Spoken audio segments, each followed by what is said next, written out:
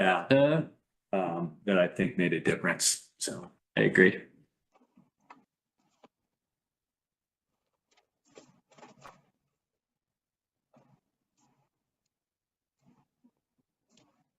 how you doing? Hi, everyone. How about you? Heather, how are you? Hi, Heather. Sorry, I can't be there in person. Oh, Biggie. Mark. I guess I'm not the only one. Grandkids. Were you up north looking at the eclipse today? Oh, I yeah. was, yeah. It was pretty cool here, so I can imagine full totality was even that much cooler. You know, the Yeah. only I was surprised at was that I thought it would get darker and there was a 93% eclipse. But I thought it would be dark. Sun's still pretty strong, right? Yeah, right. Even at only 7%. But it definitely got colder. Yep.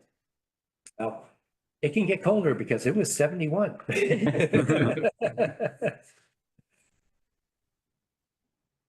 How's the traffic, Marker? Have you been up there all weekend? We were just talking. I came up yesterday morning and driving back tomorrow morning. Nice.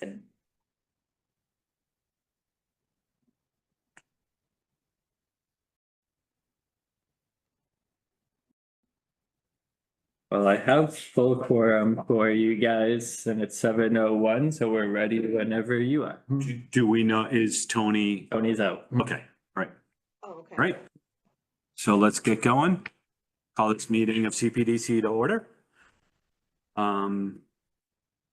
If you want All to. right, sure. Yep. Thank you all for joining the CPDC hearing tonight of Monday, April 8th, 2024. We are here tonight. I'm Andrew McNichol, Community Development Director for the Town of Reading. With us on the board tonight in person tonight, we have John Weston, Chair. We have Hillary Mateve, and we have Associate Tom Armstrong. Over the Zoom, we have members Heather Klisch and Mark Wetzel.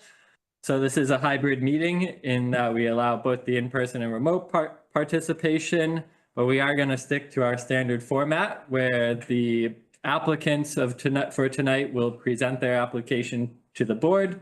The board will provide comment and questions amongst themselves to the applicant and then open to public comment. And we'll roll from there on each agenda item. So the only thing I can add is that if you are making public comment, if you're in person, please raise your hand and we'll look to acknowledge you. If you are on the Zoom, please use the raise hand feature found under reactions, or if you have your camera on, simply wave your hand around. We'll look to capture you then and we can unmute you and the chair will acknowledge you. If you're on Zoom, the chat will go directly to myself only. Please try to use that only for any technical difficulties you might be having, as we just want to make sure we're compliant with public comment requirements. On your first public comment, please introduce yourself, name and address for the record. And otherwise, we should be ready to roll. This meeting is being broadcasted and recorded by RCTV on all local channels. Got that down. Not my best one, but we got them. All right. First item on the agenda is a sign permit application for BM Skincare. I'm guessing that's. Yeah. All right. Yeah. Sorry, go ahead. Yes, so I'll pull up the sign on the screen, maybe if you don't mind explaining the proposal a bit. Do this. Right there.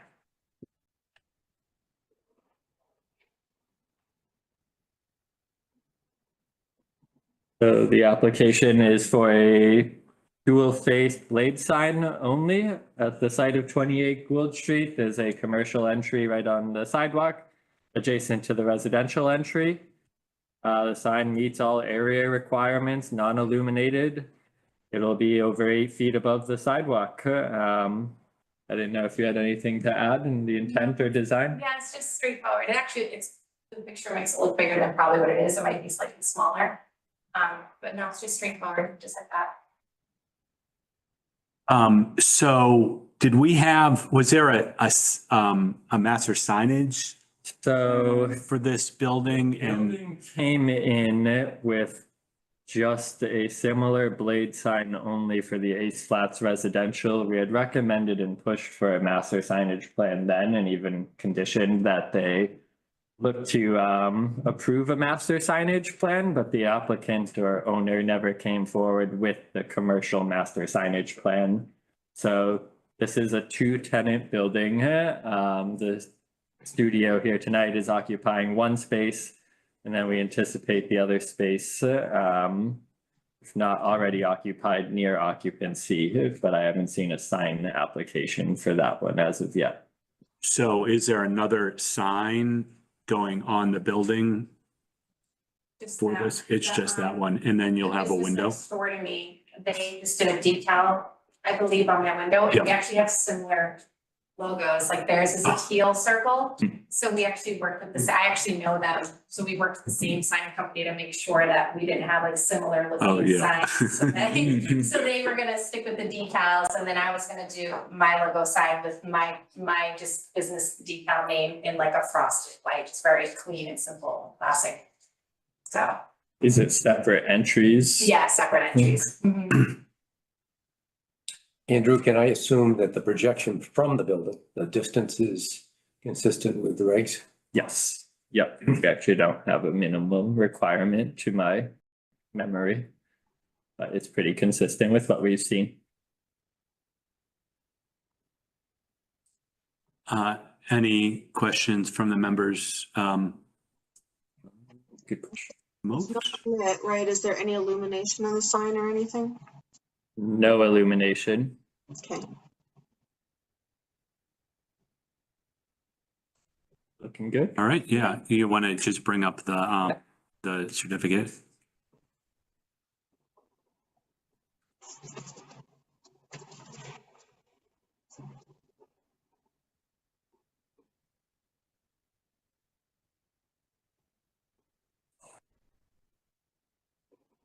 So on the screen is the draft certificate of appropriateness, which really just summarizes the application here.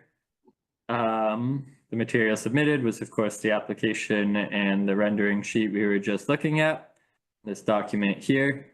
I did note that this is a 40R development, so thus the sign was subject to both Section 9 of the zoning bylaw. Section 8 of the zoning bylaw and Section 9 of the design guidelines. In terms of the dimensional requirements, the sign meets the minimum area, meets the minimum depths, and meets the minimum mounting height. No requirements for illumination there. And I did summarize more of the applicable design standards that apply to commercial and projecting blade signs in the design guidelines. Not all of the subsections did, but summarize them here. And the only conditions of note would be that you do need a building permit, and when you go forward for any window signage, there are some requirements of 30% of your window that you have to abide by. So it doesn't need a permit, but just of note. So happy to take any comments. Is it? Any comments? Any comments remotely? All right, I'm good. I'm good. all right. So anyone that has a motion for this? I'll move to approve the certificate of appropriateness for the sign application at 28 Gould Street for BM Skincare. I'll second it. All right, roll call vote. You want me to vote? I do, Aye. yes. We'll start with Tom. In favor, yes. Hillary, Yes. John, yes. Mark, Yes. Heather, Yes. all right, Great. 5-0. 500. Good to go. I will get you your approved certificate sometime this week. Okay, yay, thank you. Great, thank you. Thank you. Thank you, and great evening. Thank you. At least you weren't last on the. Yeah. All right, next item on our agenda is a presentation. Right, where are we gonna go Yep. Okay. That's Presentation on the Haven Depot streetscape improvements. Great. So we have folks from Beta here. We do. So let me ask everybody to unmute here. So Ryan Percival, town engineer, is here as well with myself to introduce the project, and then I'll introduce Beta. We have lead Darshan Javari from Beta Group. We have Scott Ritter, their landscape architect, and Karen is here as well. They've been working closely with us and the municipal team to start putting together these conceptual plans and even furthering the design plans. But I figured I would pass it to Ryan since he's here tonight. If you had a bit more of a background, Ryan, that you wanted to give, I think. Sure. Can you hear me all right? We can hear you. Yep. Okay. You can't see me though, right? I don't know why it's not coming up. You cannot. All right. See, well, it looks like the eclipse. it's really strange. It's like a little dot there, right? I don't know what's going on. Might be the slide over your camera. Is my No, guess. there's no. I don't know. Hold on. That's okay. There you are. Yeah, I just unplugged and plugged it back in. So since the onset of the downtown smart growth, we've seen a lot of multi redevelopment projects in and around the downtown area, specifically Haven Street, and some continued interest on the Haven Street area. And so over the years, to accommodate this growth, the town has invested a substantial amount of money and time into utility improvements, not only water mains, sewer mains, drainage, but also National Grid has come through there. Additionally, we've seen the need arise to revitalize Haven Street, the streetscape in particular, and also the High Street area to improve both vehicular and pedestrian access, bring it up to standards, make it more walkable, make it really kind of more business friendly for economic growth, improve lighting and things of that nature. So we started this project a while ago. Back in 2019, the town retained Beta Group to help us with a 25% design, conceptual design, to help us go forward to proof out any concepts that we wanted to look at, and also to set us up with a budget so we can move forward and see where we would plan this out in our capital plan. In 2020, we produced an estimate, which got us to the point of going for a Mass Works grant, which the town subsequently got in 2023. In 2022, we again hired Beta Group to do a $750,000 design, and that's where we're at now, of the Haven Street, High Street area. And you'll see that area is actually a little bit bigger in the design scope, so we can look at it holistically, but that's the focus of what we're looking at. And so I'm going to kick it over to Beta Group, and they can go through and they'll introduce themselves, but I think we have 3 people here from Beta. But some things that I just want to kick out there, and again, these plans are not 100% complete. That's important to note. We haven't met with any stakeholders yet. You're the first to sort of get the introduction. We plan on coming back in front of this group as well. But some things that I would just want you to keep in mind is that we're focusing on a lot of the key topics that we look at in this area. We're looking at sustainability. We're looking at parking as it relates to accessibility. We're looking at walkability. We've also looked at multimodal and trying to, really kind of encapsulate everything. So it's been a little difficult, but I think we've gotten there. And so Beta's I think it's a good time to just kick it off and get into sort of what we looked at, and they'll go through their little presentation, and any questions you have, they can answer them at the end. Yeah, thank you, Ryan. You're welcome. My name is Darshan Javari. Is there a set of lights that Oh. so there's not so much glare on this? I usually. Perfect. Nice. All right, go ahead, Beta. Yeah. Thank you. So hi, I'm Darshan Javari, good evening, from Beta Group. I'm a project manager for this project, and with me, Scott Ritter, our landscape architect, and Karen, our civil designer. I'm gonna share my screen, and then, I'm gonna start introduction, and then Scott gonna go over the rest of the presentation in more in detail. So I can do, sorry.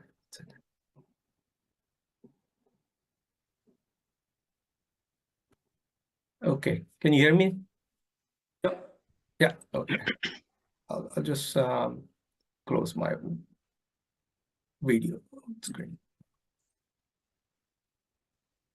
Yes, so this is, CPDC meeting tonight, just to give you a brief overview. So our agenda today is to, introduction we did, project area. We're gonna look over the limit of the projects, benefit goals, example how we achieve these goals, and the next step in the design and the discussion at the end. We can get your question and answer at the end. So like Ryan said, Ryan and Andrew, we're working with them closely through the whole preliminary design. We got some like 50% level, but we need more feedback, from the community and the stakeholders.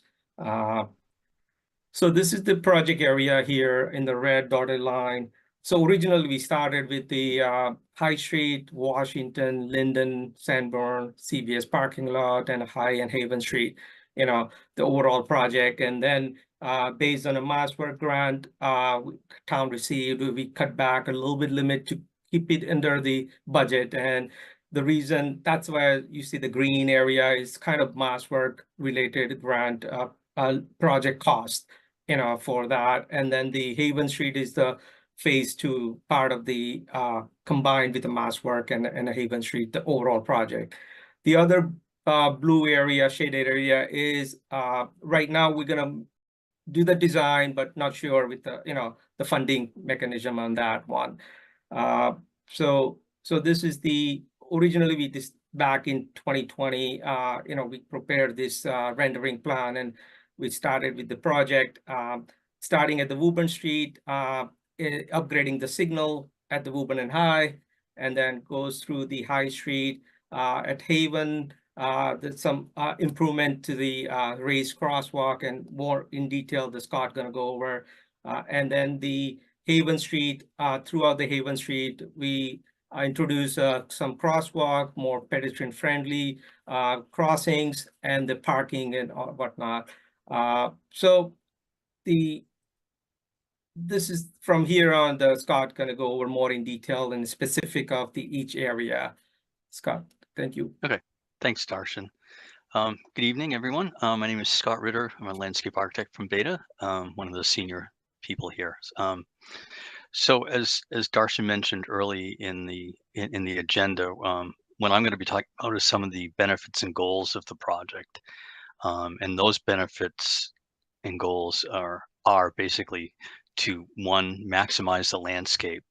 We're going to try to reduce the impervious. We're going to try to capture stormwater and things like that. The second one will be making pedestrian walkway and crossing improvements. And then we'll move into making vehicular and traffic improvements. And then we'll talk about some lighting. And then finally, we'll kind of wrap it up into something we call co-space activation and placemaking. And I may ask Andrew to step in and help define that when we get to that a little bit, just to help out. Got it.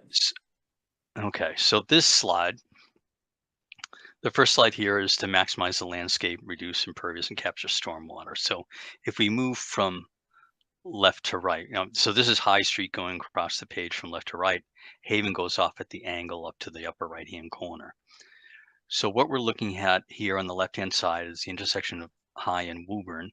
And what we're looking at doing is expanding some green space in this location. We'll take out a couple of parking spaces and provide more tree cover and plant cover for that corner. Then as we move down to the parking along High Street and, adjacent to the MBTA line, again, we're looking at adding some trees, taking out a little bit of the pavement and parking and placing in some trees, again, to try to reduce the amount of overall paving and heat island and make whatever efforts we can to make that situation better. And then as we move towards the plaza right at the intersection that's in front of the train station or the depot, then we certainly want to increase this overall size of that space. We're looking at installing some impervious pavers, again, to help the drainage situation. We feel that'll that'll be an improvement, and then it will provide a better way to construct the tree pits and provide more oxygen and soil and things to make those trees, as healthy as they can be and make them, have them thrive in that area. So that's pretty cool there. And then as we'll talk about this a little bit more, but on Haven, again, we're looking at possible installing some possible pavers along there, again, in a stormwater issue and trying to reduce the amount of runoff. So that's a quick look along High Street. Next sheet, please. So this is zooming in on that High and Woburn intersection along the railroad line. You can see the increase in green space, whether it's low shrubbery, something easily maintainable, something very hardy and cold resistant, urban resistant. We'd also like to add a couple trees and some seating. So the kind of yellowish material is probably a new walkway. The brown are some benches, and we're calling for adding companion seating. So those people with maybe wheelchairs or walkers or strollers or anything like that, they can have those, people sit next to them in a bench. And it makes it a little more ADA friendly and a little more user friendly. So that's one way to maximize the green space and help reduce stormwater and things like that. Next slide, please. And this is the same type of thing, looking at Haven Street and the intersection in a little more detail with High. So you can see in the blue we got the proposed raised intersection there. The red indicates crosswalks that bound those four edges in the three streets coming in and out. We've talked about the plaza already with the additional trees and pervious paving. So then if you look along High Street, we've tried to add some more trees. We've talked about the installing pervious pavers. Hopefully, if we can do that again to, decrease the amount of stormwater runoff. And we'll probably look at replanting some of the trees that are along the building face.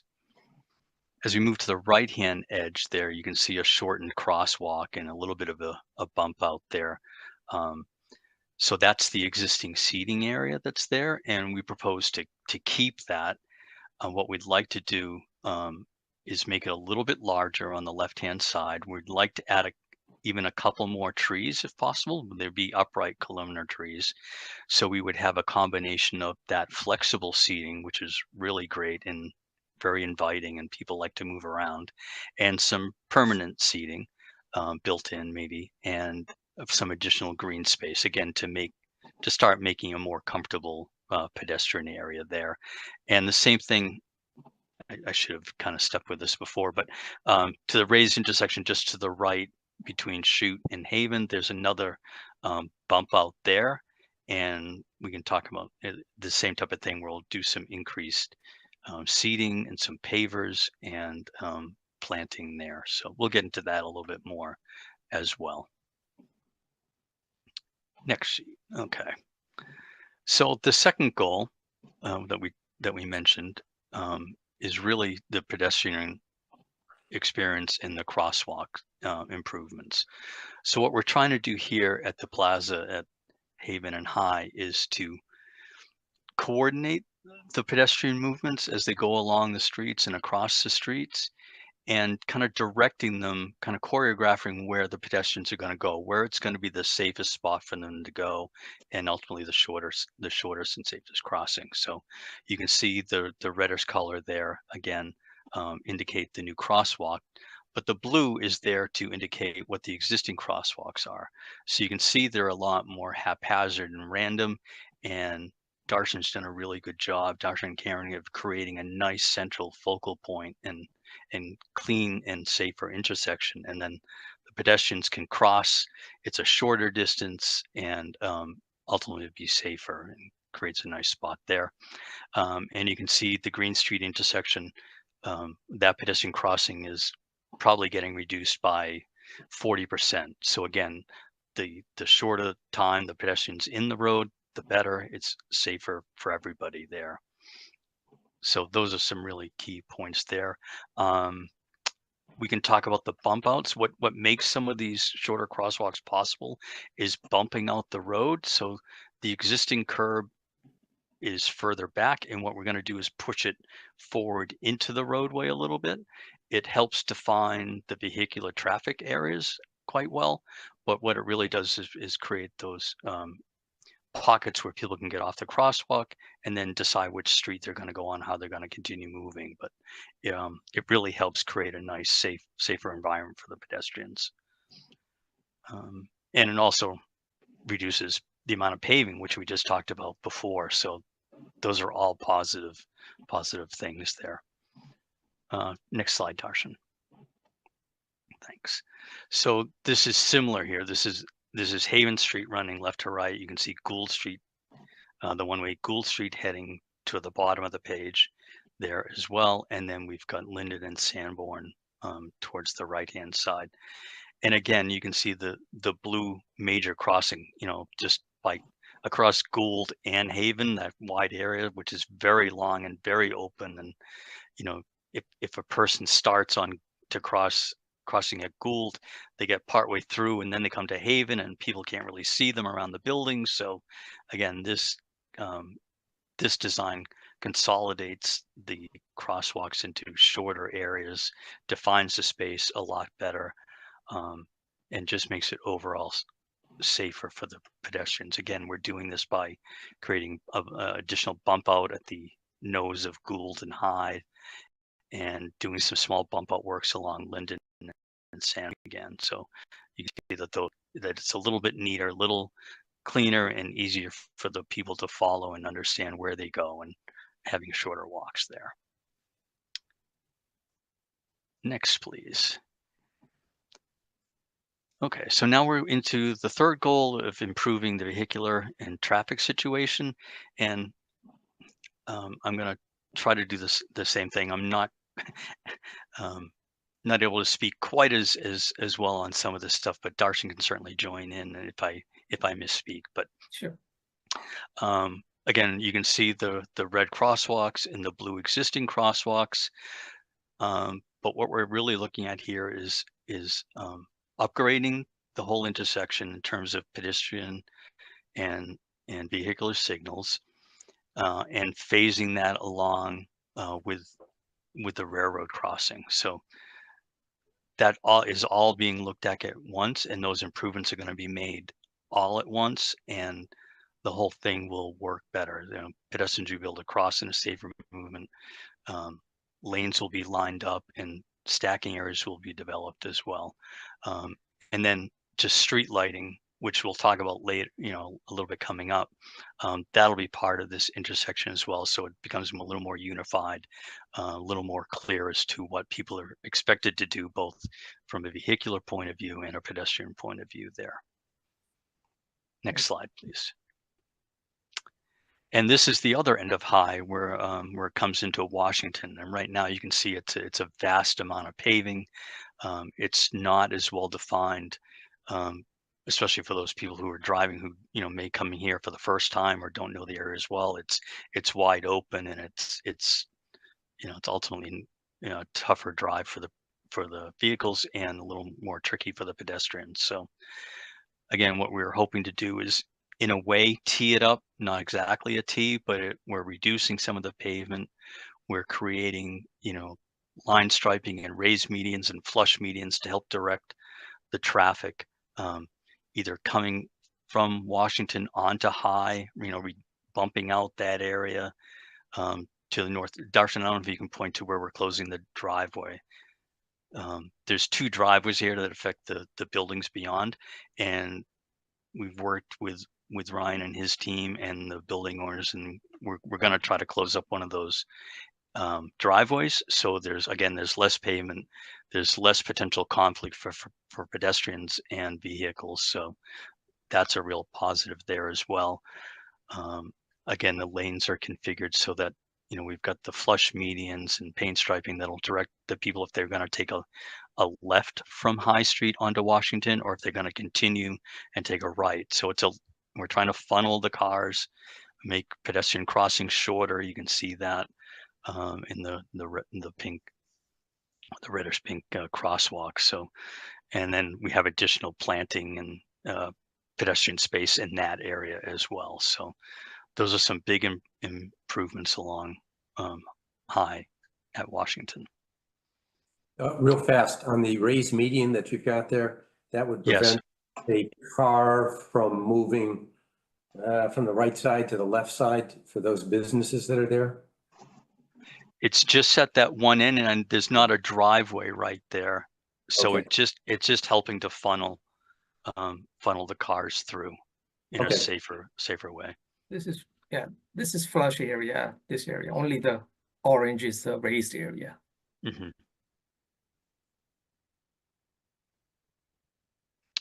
Next slide, please. So this is we're looking at the fourth goal, trying to improve and coordinate the lighting.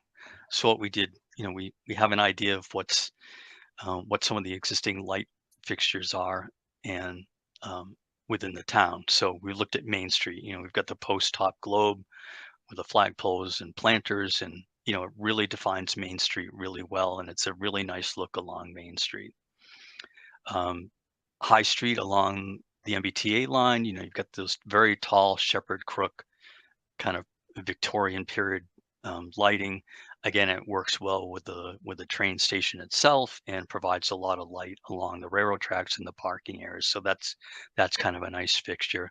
But then when you look at the other side of High and Haven Street, we've got these 25-foot Cobra heads. So it doesn't really do a lot aesthetically, and it probably does not really adequately light the roadway, or most importantly, the pedestrian crossings. So we wanted to offer some improvements for that. So next slide, please. So what we've done, we've picked a lot of different light styles, and we're starting to look at, how to combine some of these lights. There's different post tops. There's a take on a shepherd's crook there. There's tall poles and shorter poles and combinations. And then the bottom right-hand photo shows kind of the stick thing with lots of multiple lighting arms, which is kind of a neat thing because you can light up a pedestrian crosswalk and the roadway on the same pole. And, it's just a little bit different look, but, there's a lot of great design out there in the lighting world, and we've worked with a couple of really good vendors and lighting consultants, and I think we can pick a really nice a nice lighting system and a look that represents the area a little bit more, and try to tie them in. It makes them a little different from Main Street and the railroad lighting, but helps prevent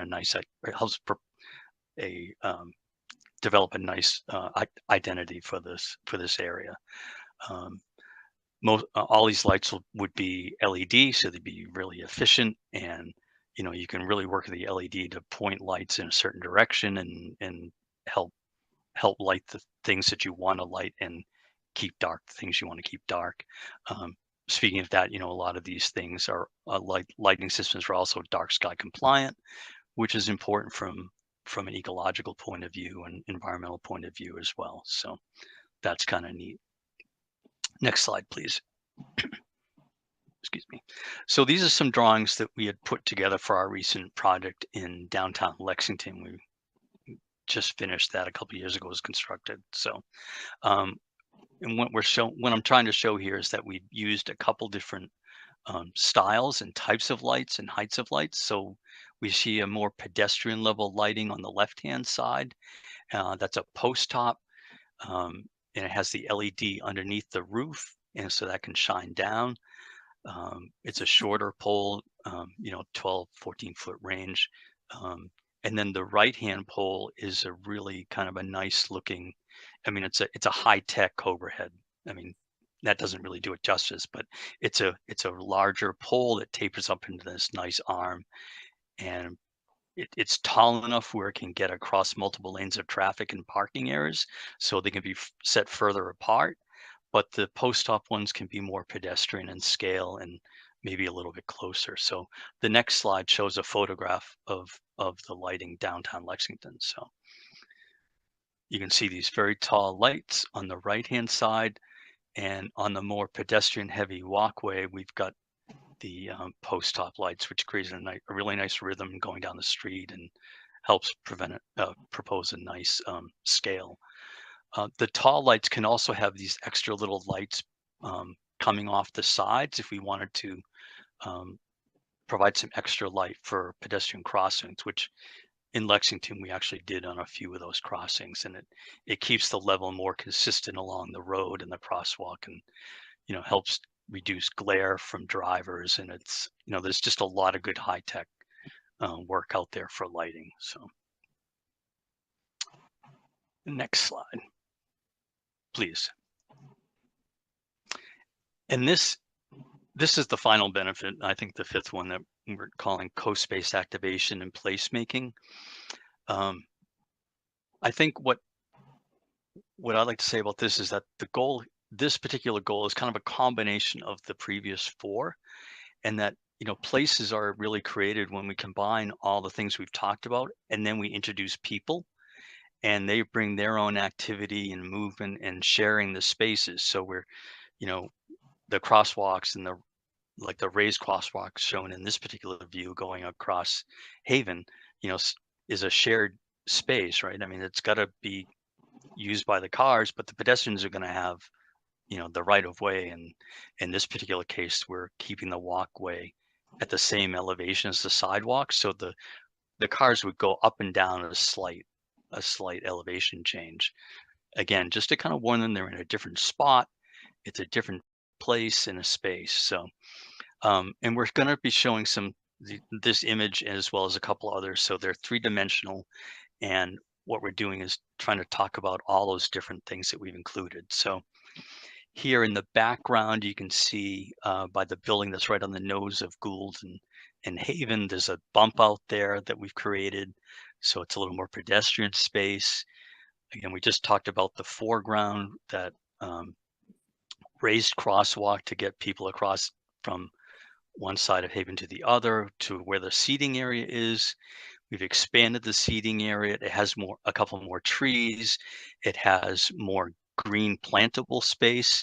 Instead of the individual 5-foot tree pits, we're going to combine them into one on the right-hand side, or the back corner there where the movable tables and chairs are.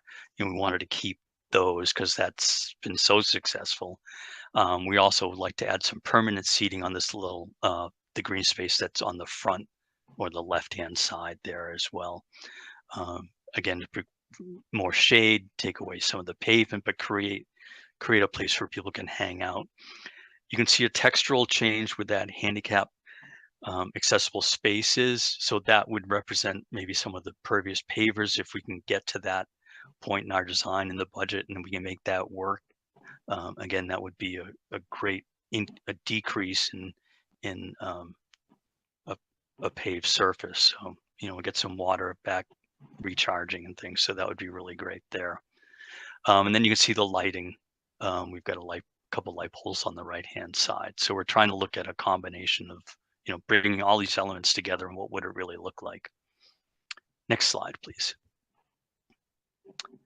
So this is looking at the Haven and High Street intersection. We're up above Haven Street looking towards the train station in the background. The yellow line that goes diagonal from left to right in the upper part is the obviously near the railroad line and that pedestrian sidewalk that's there. So what we're looking at in the foreground is the bump outs, the increased bump outs on either side of Haven. So we're taking away some paving, providing a little more green space and pedestrian space. We're creating the bump outs, help create a shorter crossing. You can see the brick colored crosswalks there in the foreground and on the right and left sides of the plaza of the intersection. The plaza itself is much more defined and uniform. I said the plaza, I'm sorry, I meant the intersection itself, whether it's going to be pavers or whether it's going to be a stamped concrete, but it's something visual, and it really starts to help create the place and tie those areas together.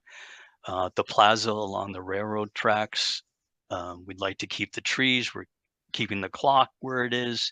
We'll be putting in new trees. There's bike racks and seating possibilities and standing, leaning rails. So if you had a cup of coffee, you could lean against this rail and put your phone on it and, just kind of wait for the train there if you wanted. So again, hopefully that'll be pervious pavers.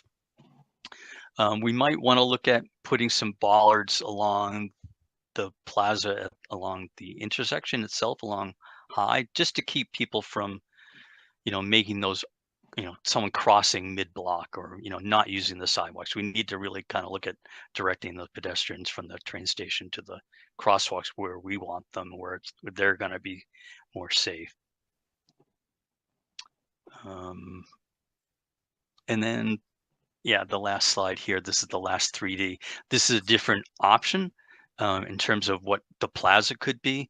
Again, we're right above the train station looking up Haven Street. So, there's a possibility of putting this curved wall in, provides a lot of seating. You could put signage on, telling the people on the road and or the train that, yeah, okay, now you're in Reading, this is Reading Station. Again, we've got the trees, we've got seating, bike storage, safe crossings, crosswalks, and you can see in the background the bump outs, the landscaped areas changed a little bit, and then it's got a couple curved walls to mimic the wall that's by the train station. But again, all the previous things we talked about, we're trying to show in 3-dimensionally here. Next slide. So next steps, what are we looking at? We're going to continue, not that I need to read this, but I will. So we're going to continue the stakeholder engagement process. I guess, as Andrew said, you're kind of the first ones here. So we'll continue that as we go through the spring and summer. We'll, at the same time, we'll start to we'll fine tune the design and the detailings, how we do the paving, how we do all the landscape improvements, tree planting, traffic signals, pedestrian lights, all that. The town will work on securing the funding, and what we hope to do is bid, during the late fall 2024, get those bids in, and then hopefully start construction in the spring of 2025. And I believe that's the end of our presentation. So Darshan and I are here to answer anything we can. Or Thank you, Veda. I think we just wanted to bring this to you guys in this early onset, at least to ensure that the high level, the vision, the goals are there. We work a lot in development, and we hear a lot from the public in accessibility, in traffic. Through the park program, we heard about safety and lighting and ADA parking. So, we're happy to get into the nitty gritty if you have any specific areas of interest that you want to pinpoint. But in terms of maximizing landscape or how much parking or lighting areas of concern and safety, kind of wanted to bring this to you from the forefront to make sure we're addressing these as we move forward in the right way.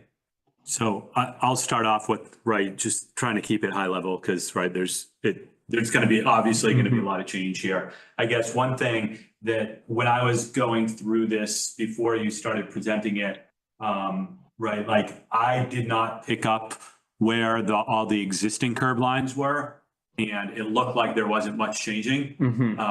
And so I guess I would advocate that you make it a little bit more obvious where the curb lines change to, because people that you talk to are gonna clearly understand and know this area, the details of this area, and so getting a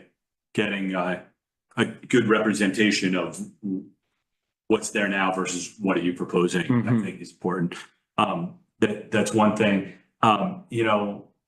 You hit right on it.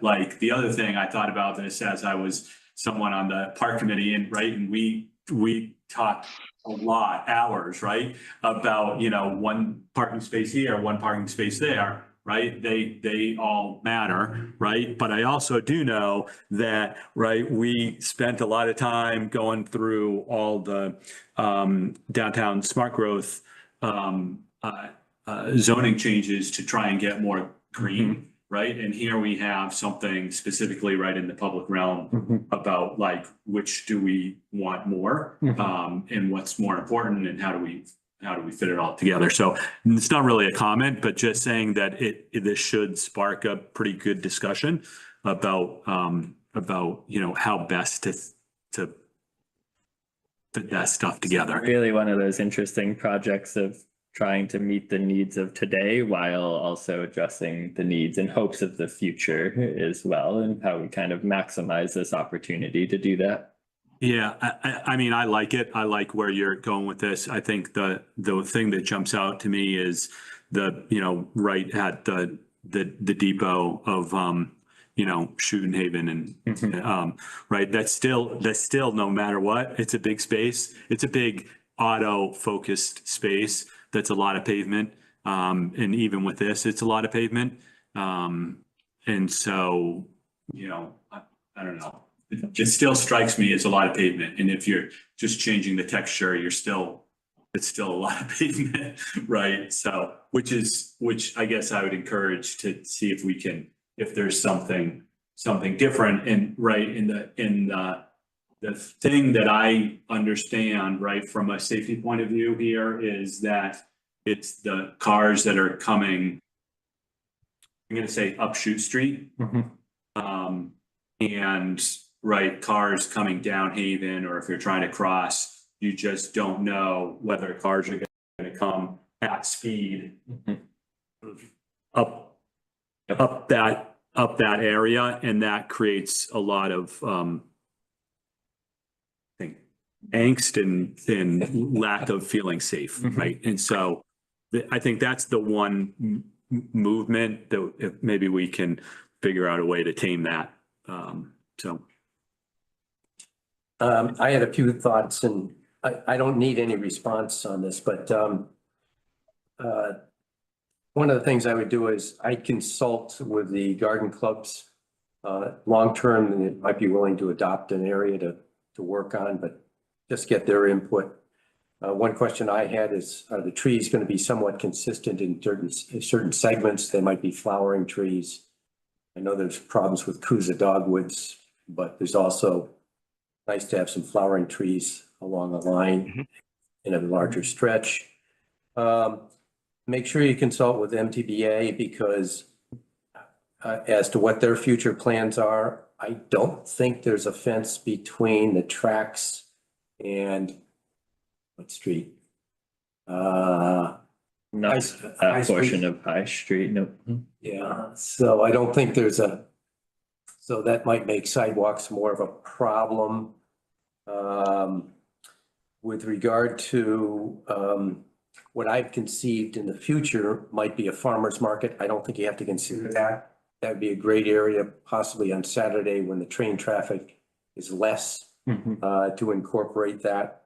I don't know whether there's a possibility to incorporate solar or whether it's economically feasible or worth it. Let's see what else.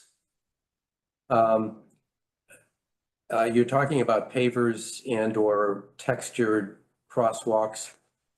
I think the crosswalks, they're slightly raised, good.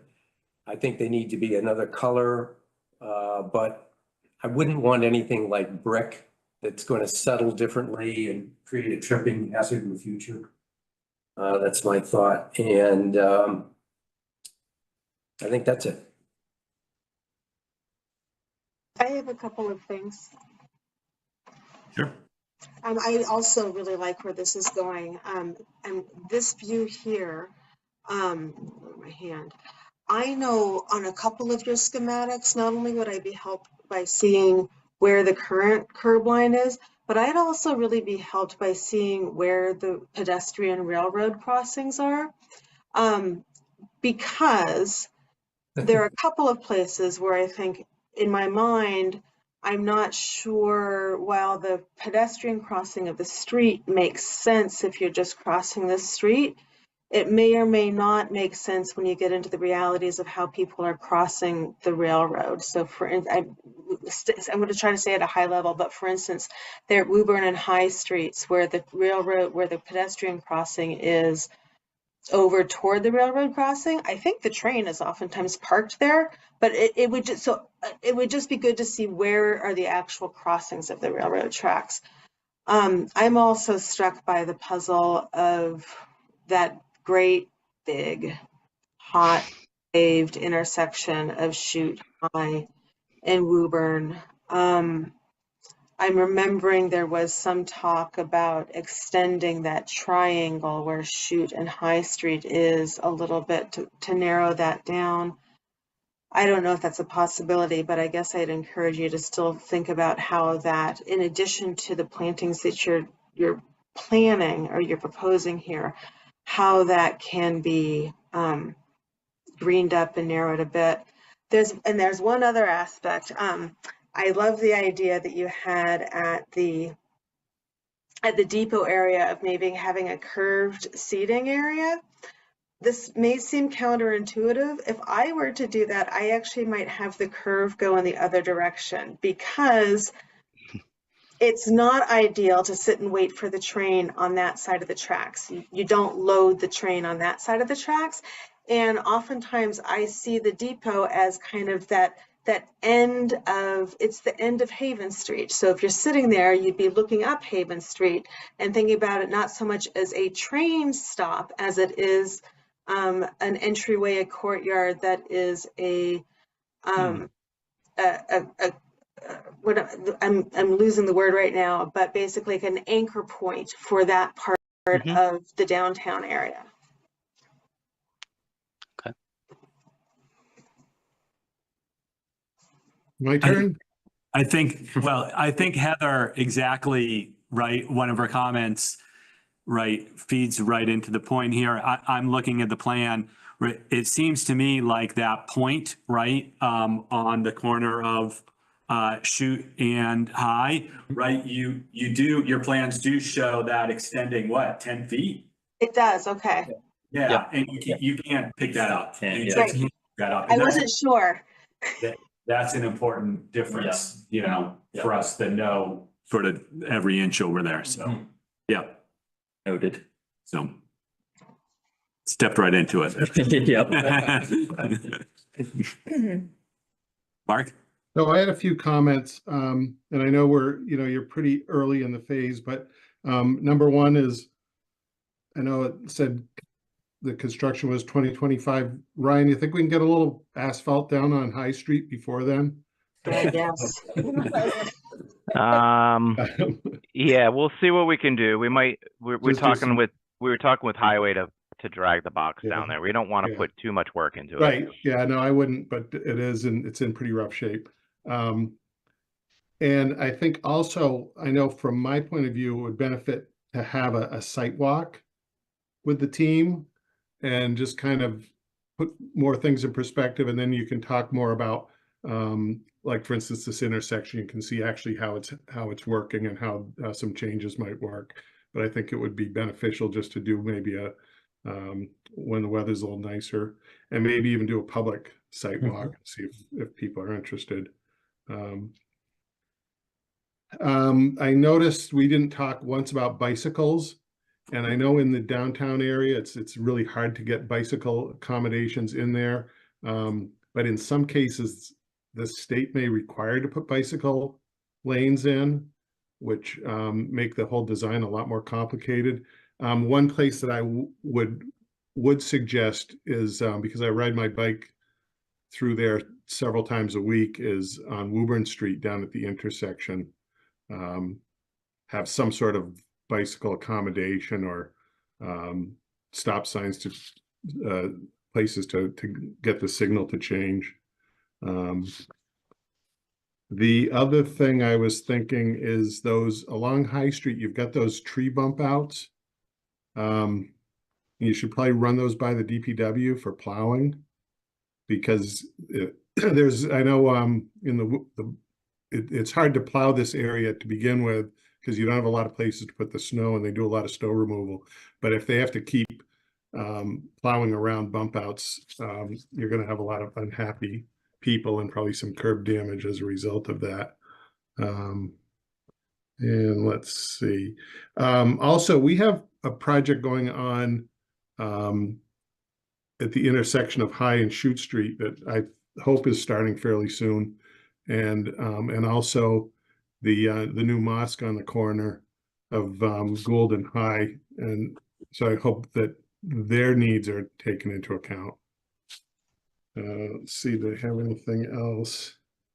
You know, a lot of details once you get into materials and things like that. But again, you know, we see a lot of different new crosswalk materials that don't seem to, they look really great, and the salesmen tell you how good they are, and then after about 4 or 5 years, they start falling apart. So anyway, the other thing we talked a little bit about lighting. We should consider putting a smart light network in so that you can dim at night and adjust the lights and monitor the lights and things like that. That's all I had.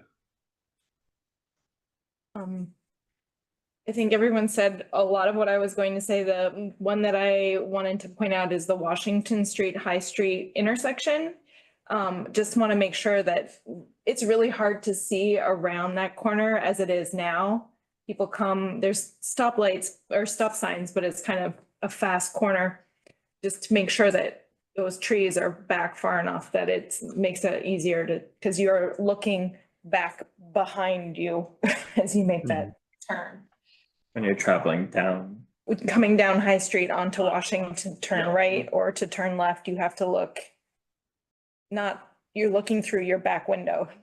So like me. And the train crossing has a lot of impact on that intersection too, because traffic backs up and then people start saying, well, I'm going to go down High instead of waiting for the train and things. Yes.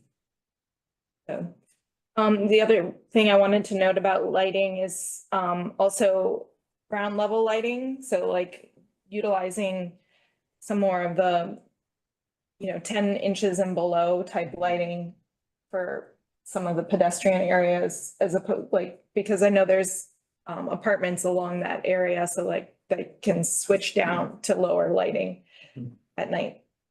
So, but I think everybody said wonderful things. Ryan, you had your hand up? Yes, I just wanted to point out that we did focus on that Washington Street area because we got a lot of interest in that area over the years with the walkable Reading and everything like that, that was a difficult crossing to make. And so they had it up there just a little bit earlier that we did bump that out to make that a more defined turn to come in. We also put the crosswalk a little bit further back so we're not in the turning movement. And we will be closing off that driveway. Is that one of the driveways that comes out into that intersection, which we have already reached out to that property owner who's actually looking forward to having that closed off. So we've tried to take all these things that we've heard from Park and everything like that and include them in. And again, we see a lot of, I think everyone keyed into losing spaces with parking. So I think, again, to echo what Andrew was saying, is that this is a really interesting project in the sense that we really do have to make a decision here on, do we try to, decrease the amount of impervious area and add some more shade trees in this area, which I truly believe it needs, or do we retain spaces? So we're looking at that. This is great feedback, all things that we've actually thought about. And if you want to go back to that High Street, Haven Street area, I will tell you that there was an earlier rendition with Beta Group that involved a modern roundabout. So, it's a tricky area. We do know that. So it's a hard area to get to work. So we're trying to utilize that space the best we can, even for like Fall Street Fair and things like that nature. So that's why we have that raised platform area to help slow down the vehicles, traffic calming device. And Mark, you make a great point about DPW and plowing. We also went over that substantially. And I think these are just some things that we just really need to do to make this area a little bit safer and walkable. So we'll have to have those conversations with the director and moving forward. But everyone seems to be on board. So we'll see. Ryan, you're a little too young to remember, but up on Main Street, we used to have this big concrete and steel light in the middle of the road. I've been here long enough to remember that.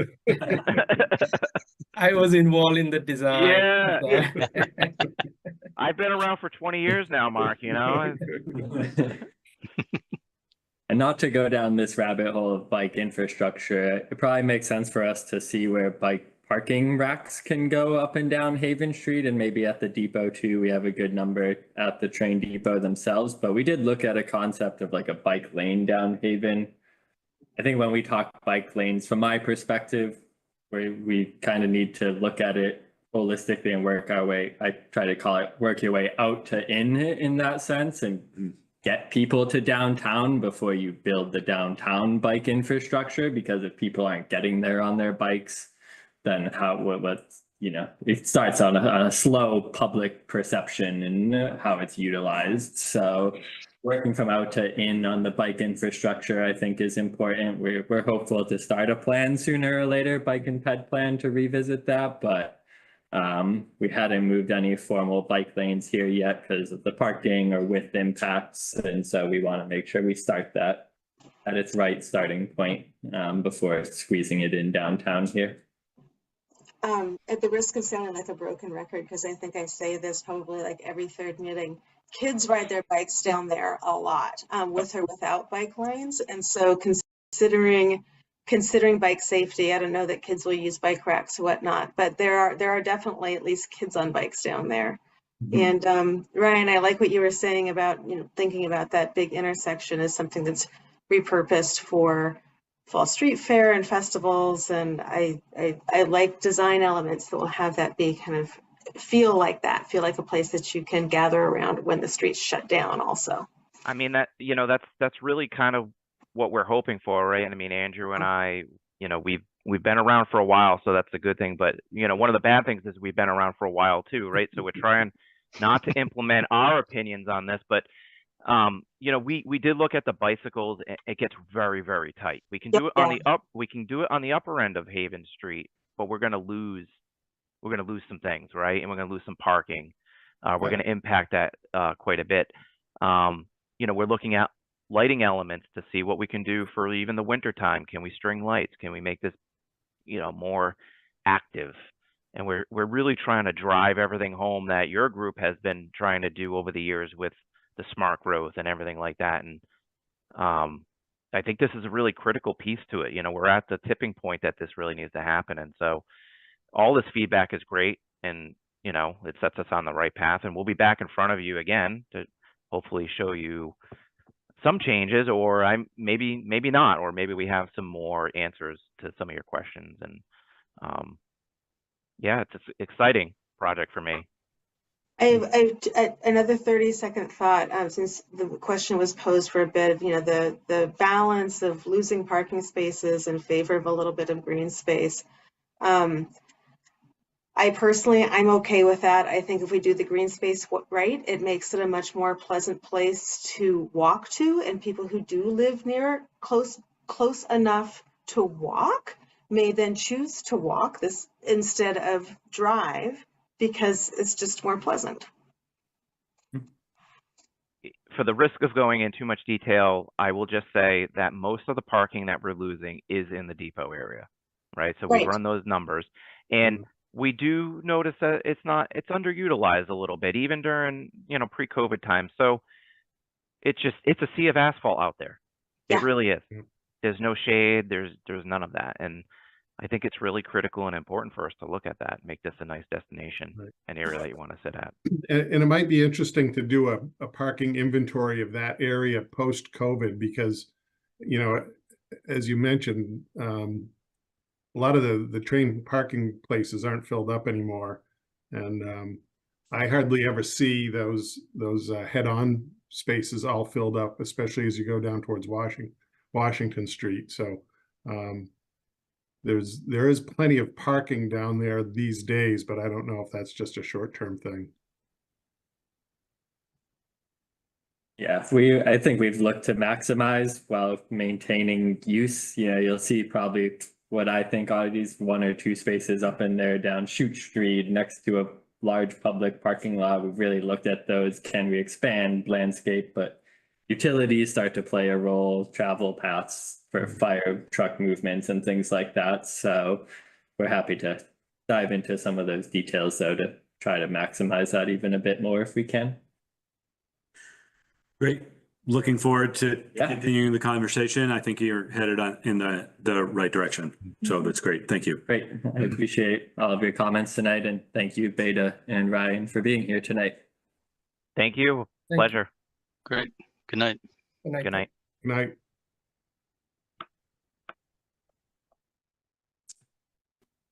All right. Where do we go next? Let's see. Next item on our agenda is continued public hearing for a definitive subdivision application of 246 Walnut Street. Thank you. Andrew, are you going to bring it up on the screen? Yep. Jeffrey Brem here representing Stella Construction, Mazda Brem Corporation, the engineers. If you remember, I told you I was going to be here in person, and You did. I was sick last time, but here I am. Last time we were almost done, or I thought we were almost done, we had received a letter from engineering, and I think you wanted us to go through, make some of the changes to that. Staff also had a couple of the comments. So I wrote a letter on March 22nd to the board. I could go through that really quick. I know we're a little bit late. That would be good. Okay, so if you want to look up the March 22nd letter. For background, sorry, this is a 2-lot subdivision at the end of Walnut Street. We've had meetings with you in a preliminary sense. We showed 3 lots originally because of our communication, lots of communication with conservation. We've reduced it to 2 lots. They've issued their order of conditions. Your decision will go through some of the things that we changed for Conservation Commission. But the key takeaway is it's now 2 lots, not 3 lots. And we're dealing with some of the details. So really quickly, and I'll whip through this. If I go too fast, you could always go backwards. So number 1, Ryan talked about the phosphorus removal calculations. They are included in volume 1, section 10, and they are 98%. He already indicated that we met the TSS removal and so forth. So I think we're clear on that. The second question he had, he's worried about our 1% to 8%, the grade, to make sure the fire truck wasn't going to bottom out. And we presented to him a profile showing the actual the bumper of the fire truck, that it can make the grade not a problem. Electric services and water service were too close together. We separated that at his request.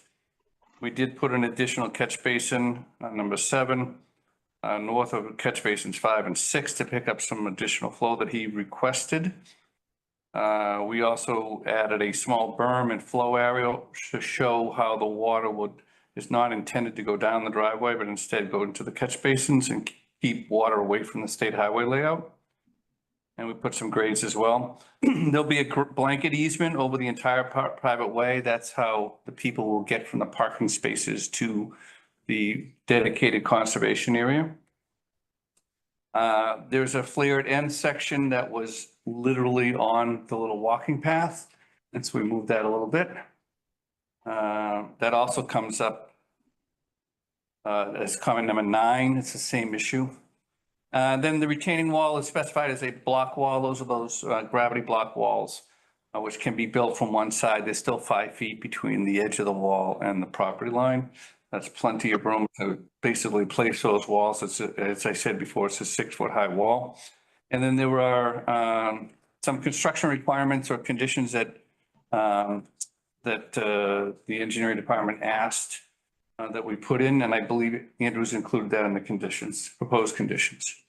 So with that, and the only other thing I think that we were left with, and to be honest with you, we didn't know what to do, so I'll tell you, I'll jump right at it, is the curb line And if you got the curb line on the south part of the roadway, which is required for storm drainage, we concur. There was some debate or just some discussion whether that line should be asphalt curbing as we proposed it, or vertical granite curbing or slope granite curbing.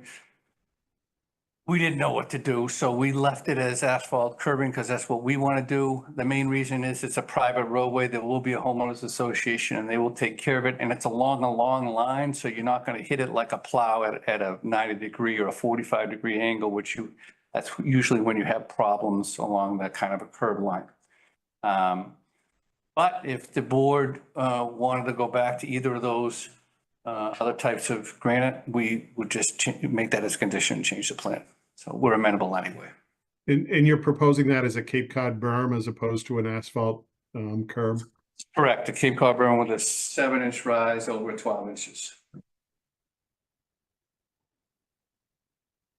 Andrew, did I do good in summarizing in just a few minutes? Thank you. Captured everything, if not most of it.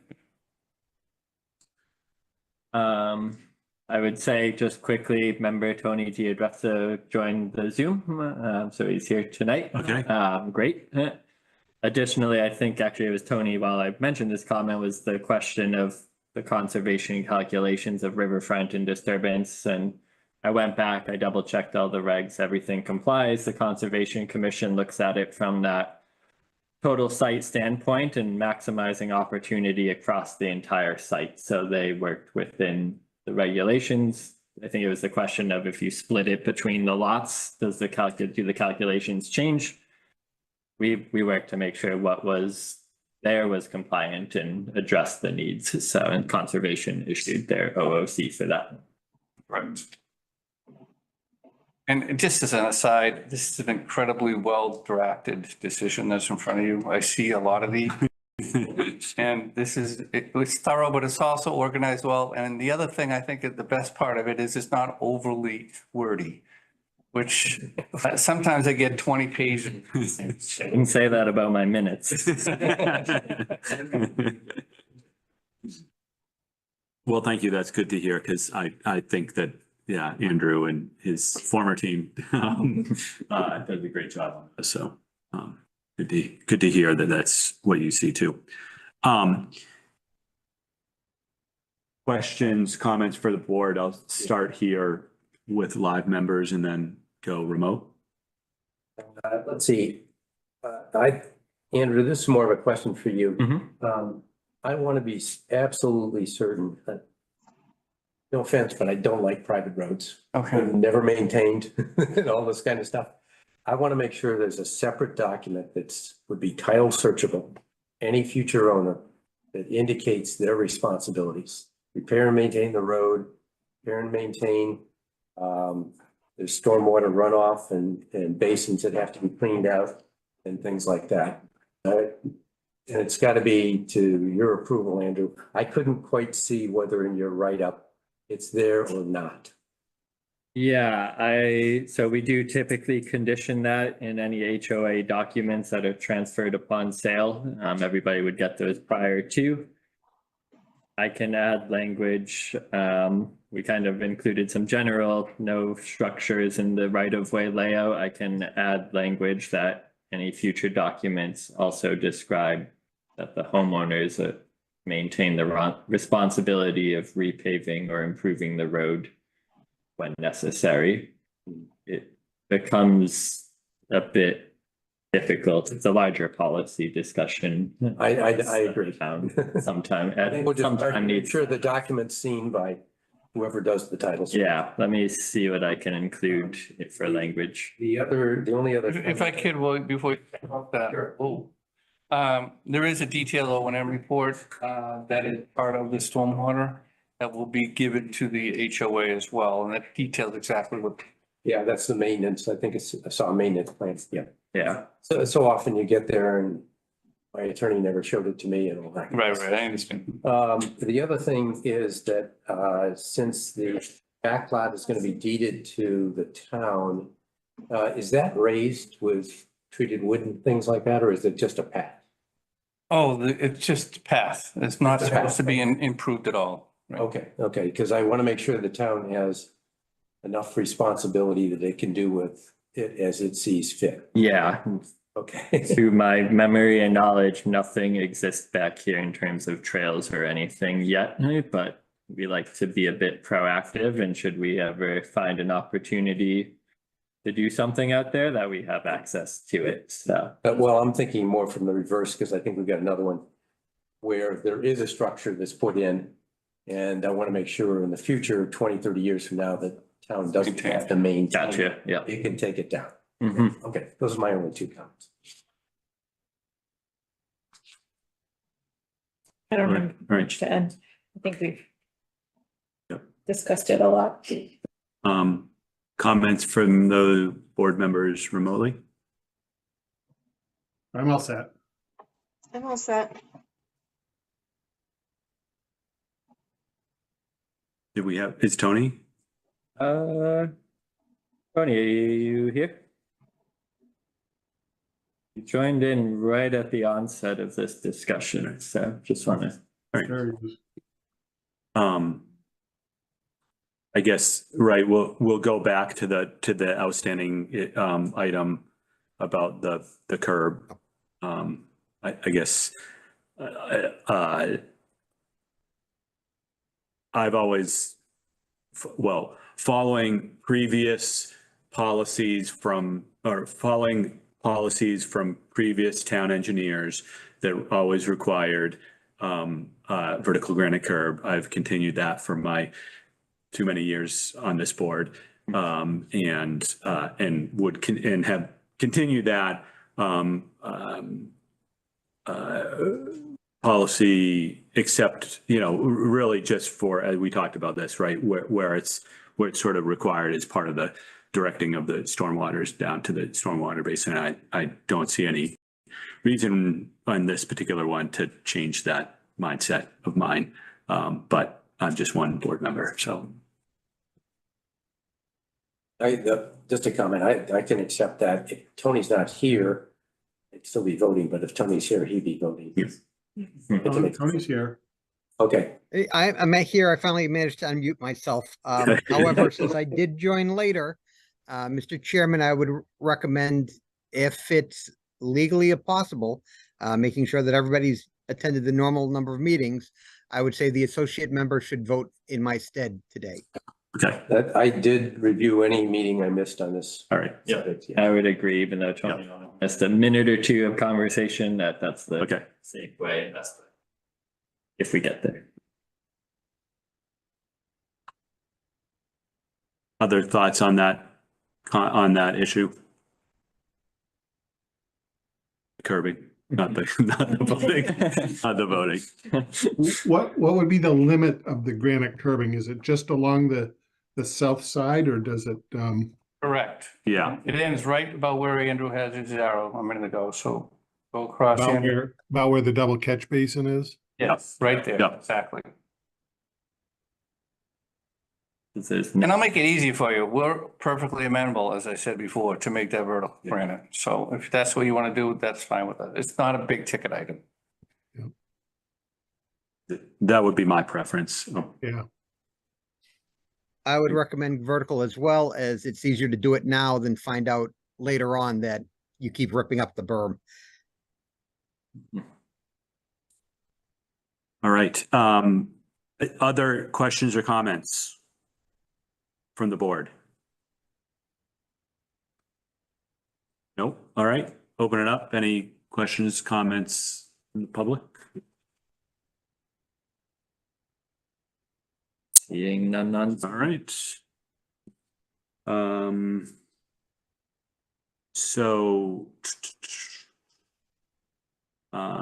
shall we go through the draft decision? Sure.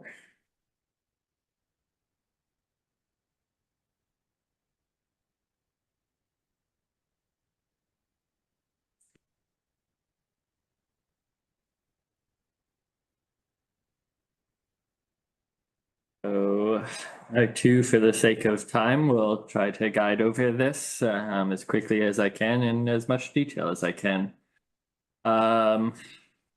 Proposed two-lot definitive subdivision on Walnut Street Extension. We have summarized all of the material submitted to date, included all of their latest revisions. Here in the findings is where we get into a lot of the detail of the application. We summarize the existing conditions. This tract is located at the dead end of Walnut Street, which is a 50-foot wide public way with 24 feet of pavement width. Dead ends in a partial cul-de-sac currently, where the 2-acre tract just directly abuts. The tract is within riverfront and conservation area as well, and it's pretty sloped from end of road towards that wetland area. The current proposal is to raise the existing single-family home at 246 Walnut Street and to subdivide the entire tract into 3 parcels, 2 of which would be buildable single-family tracts, and 1 parcel containing the wetlands on the site, which will be donated to the town's conservation. Walnut Street is proposed to be extended by 260 feet in length with a 50-foot right-of-way width on paper, 20 feet of width that will be paved, given the access to 2 homes. The applicant is requesting a series of waivers, including one to reduce the right-of-way width on paper from 60 to 50 feet to match the extension, a waiver that is typical in our past, but of note here as well. And we do have this terminating in a full cul-de-sac proposed of 45-foot paved radius to accommodate the fire truck access and turning movements to get in and out of the site appropriately. It is in the S20 zoning district, not the S15. S20 requires 20,000 square feet of area, including a certain percentage of which has to be upland dry area and 120 linear feet of frontage. The application meets all of that criteria. Proof plan was submitted depicting a full 60-foot right-of-way in the cul-de-sac to meet proof, thus allowing for the request of waivers, which we'll get to. I just quickly summarized the right-of-way earlier, but of note within the right-of-way as well is that there are 2 parking spaces along the throat of the right-of-way for future public parking to access what could be future usable conservation land. It is to remain a private right-of-way given that it does not meet town standards as proposed. Wetlands are there. Conservation is ordered in order of conditions. A traffic study has been requested for waiver given the net of 1 single-family house, 2 buildable tracts total. Trees, landscape, and screening have been a heavy discussion in this application given the riverfront area as well as invasive management and some of the requirements there. So all trees 6 inches or greater have been depicted for removal, but the applicant proposes a series of replacement trees on the site, invasive management, and wetland species restoration to more accommodate the site and its proposed disturbance to the riverfront and any wetland area.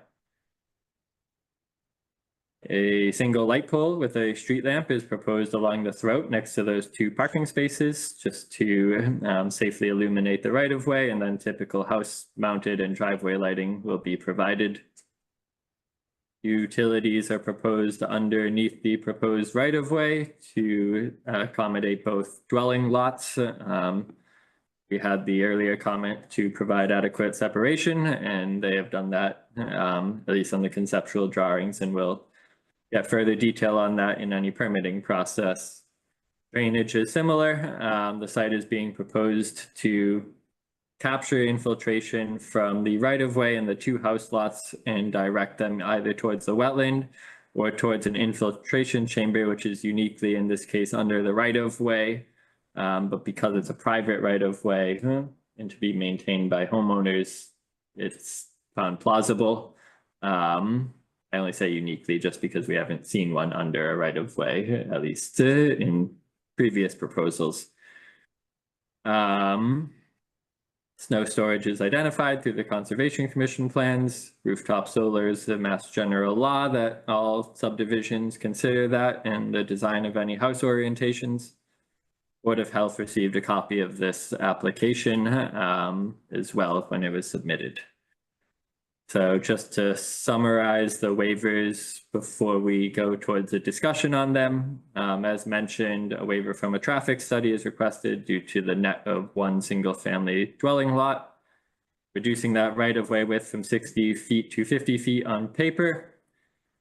We're here at that waiver to request street grades to be a maximum of 2% for the requirement is a maximum of 2%. The applicant is proposing a 4% grade, which they have shown on the recent plan sets to taper and work adequately for the engineering and fire department standards.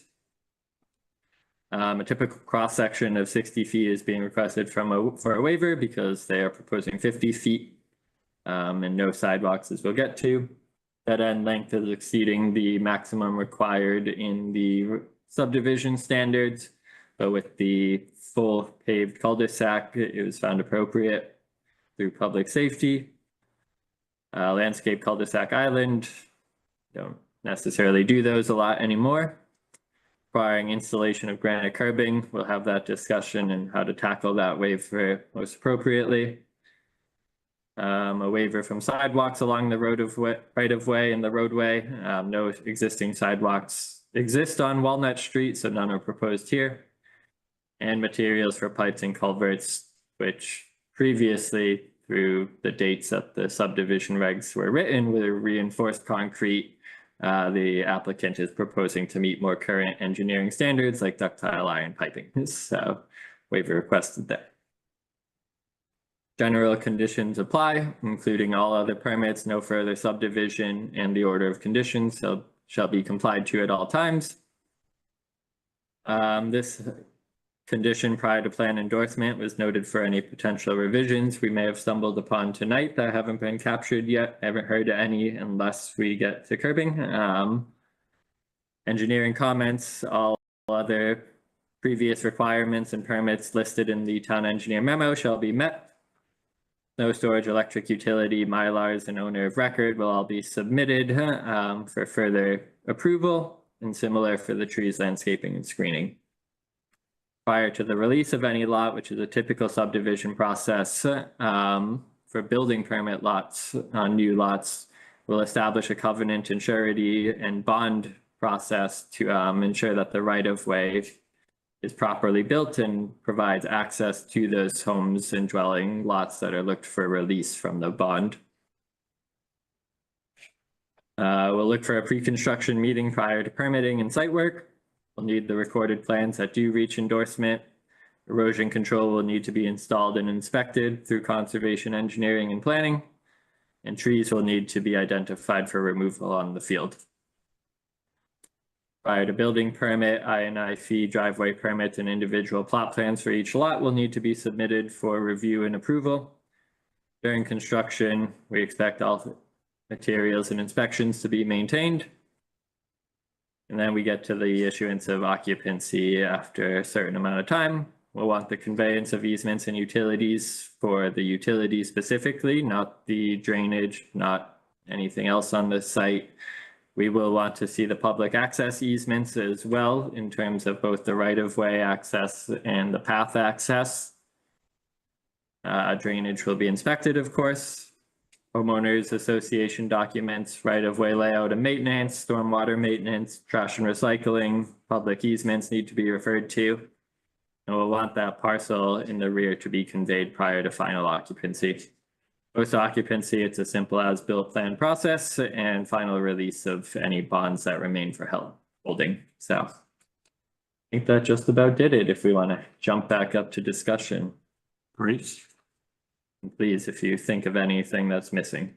Did anyone, right, and any edits? There's a lot in there. There's a A lot in there, Yeah. but I didn't see anything that needed to be edited except for the curb. Yeah. So anyone else? On the, if you go up a little bit, Andrew, there was something on the retaining wall, I believe. It was, yep, 6 foot high block wall. Yeah, and I don't know, those, that will require a fence on the top. Mhm. And I think a 6 foot has to have a PE stamp, but I don't know if that's just something that's done in the building inspector's That permit. would fall under permitting, but I can make Yeah, a note okay. of that.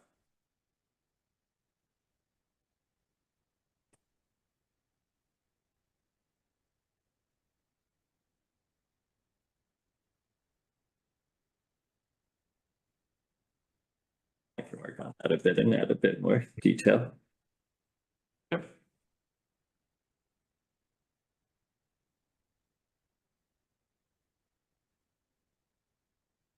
All right, with no comment. I just have one question. Sure. Andrew, is there a timing for conveyance of lot Z to the town? We would expect such prior to the issuance of any last occupancy permits. Okay. That way the applicant has to do that process and not any future homeowner.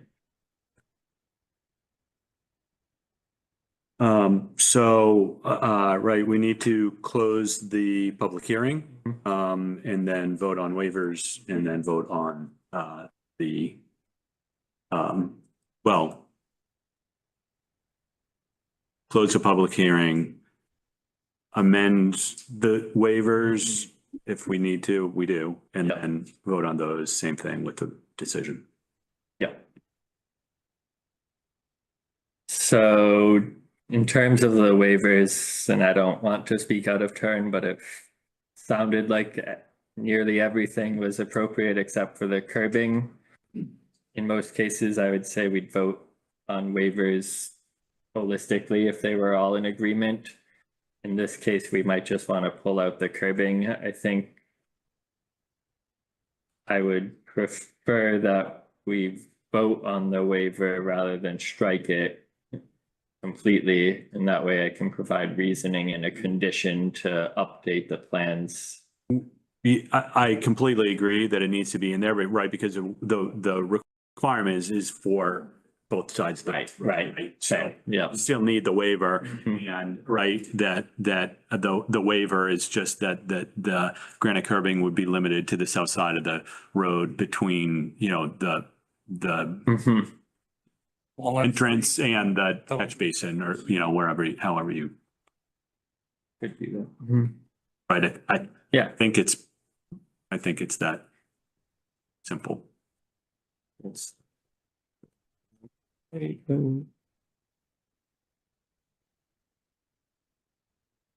All right, motion to close the public hearing? Anyone? I'll move. Second. All right, roll call, start with Tom, Aye. Hillary, Yes. John, yes. Mark, yeah, Mark, yes. and Heather. Others is muted. Shouldn't have to, she's given the thumbs up. Yes, sorry.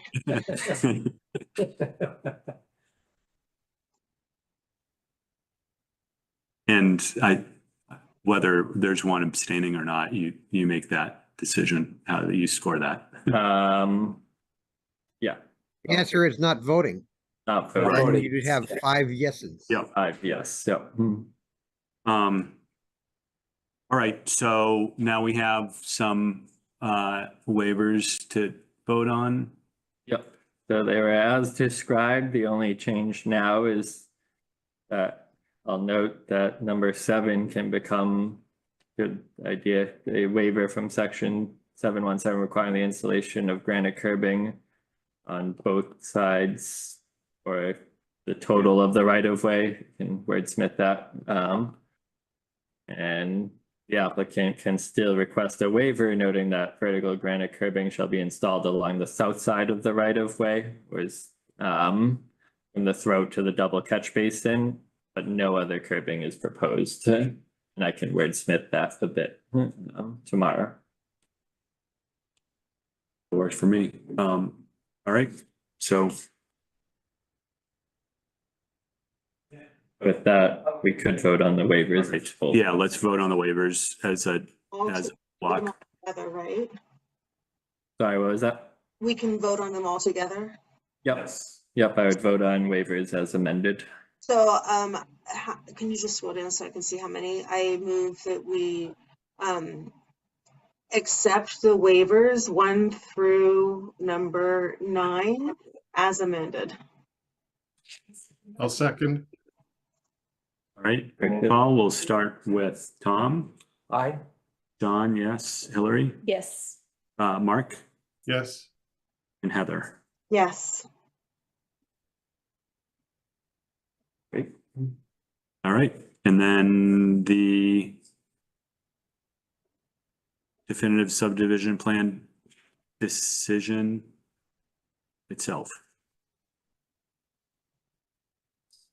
I'll move to approve the definitive subdivision plan for 246 Walnut Street, at Walnut Street Extension.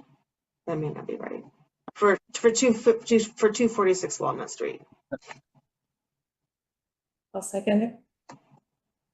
All right, roll call vote. Tom, Yes. John, yes. Hillary, Yes. Mark, Yes. Heather, Yes. right? All right. Thank you very much. Great, Have a good evening. thank you. Jeff, I will be in touch. You got it, Andrew. Enjoy the wedding next week, I think. 2 weeks. 2 weeks. All right, I'm gonna take something a little bit out of order, just to note that right at 8:30, we had a continued public hearing for a definitive subdivision application at 0 Harold Ave. And at the request of the applicant, right, that is gonna be continued to May 6th. Quick question on that. We moved the town meeting back. Those all nights, can we still do May 6th?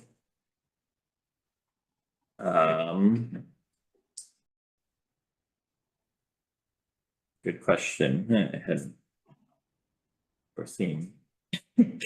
That wrinkle. That wrinkle. Yeah, now that town meeting got moved. Actually, May 6th probably is not going to work then for a meeting date. Well, that's only if we need to meet for all 4 nights, right? Right. Right. I would say we can hold it for now. Yeah. Yeah. Do we vote to continue? Would motion. All right, Yeah, move to continue the public hearing on the definitive subdivision application at 0 Harold Avenue to Monday, May 6th, 2024. Second? all right. Amendment Please, or the next available meeting? right, or the next available meeting. Good call. All right, I'll start. A question. John, yes. Hillary, Hello. Mark, Yes. Tony, Yes. and Heather. Yes. No, that's fine. He was here. Yeah. All right. Next item on the agenda is a continued public hearing, special permit, stormwater site plan review for 252, 258, 262 Main Street and 10 Pinevale. Evening. For the record, Attorney Jesse Schomer representing the applicant in this matter. If I may, Andrew, I've got just a couple of slides to use for demonstration.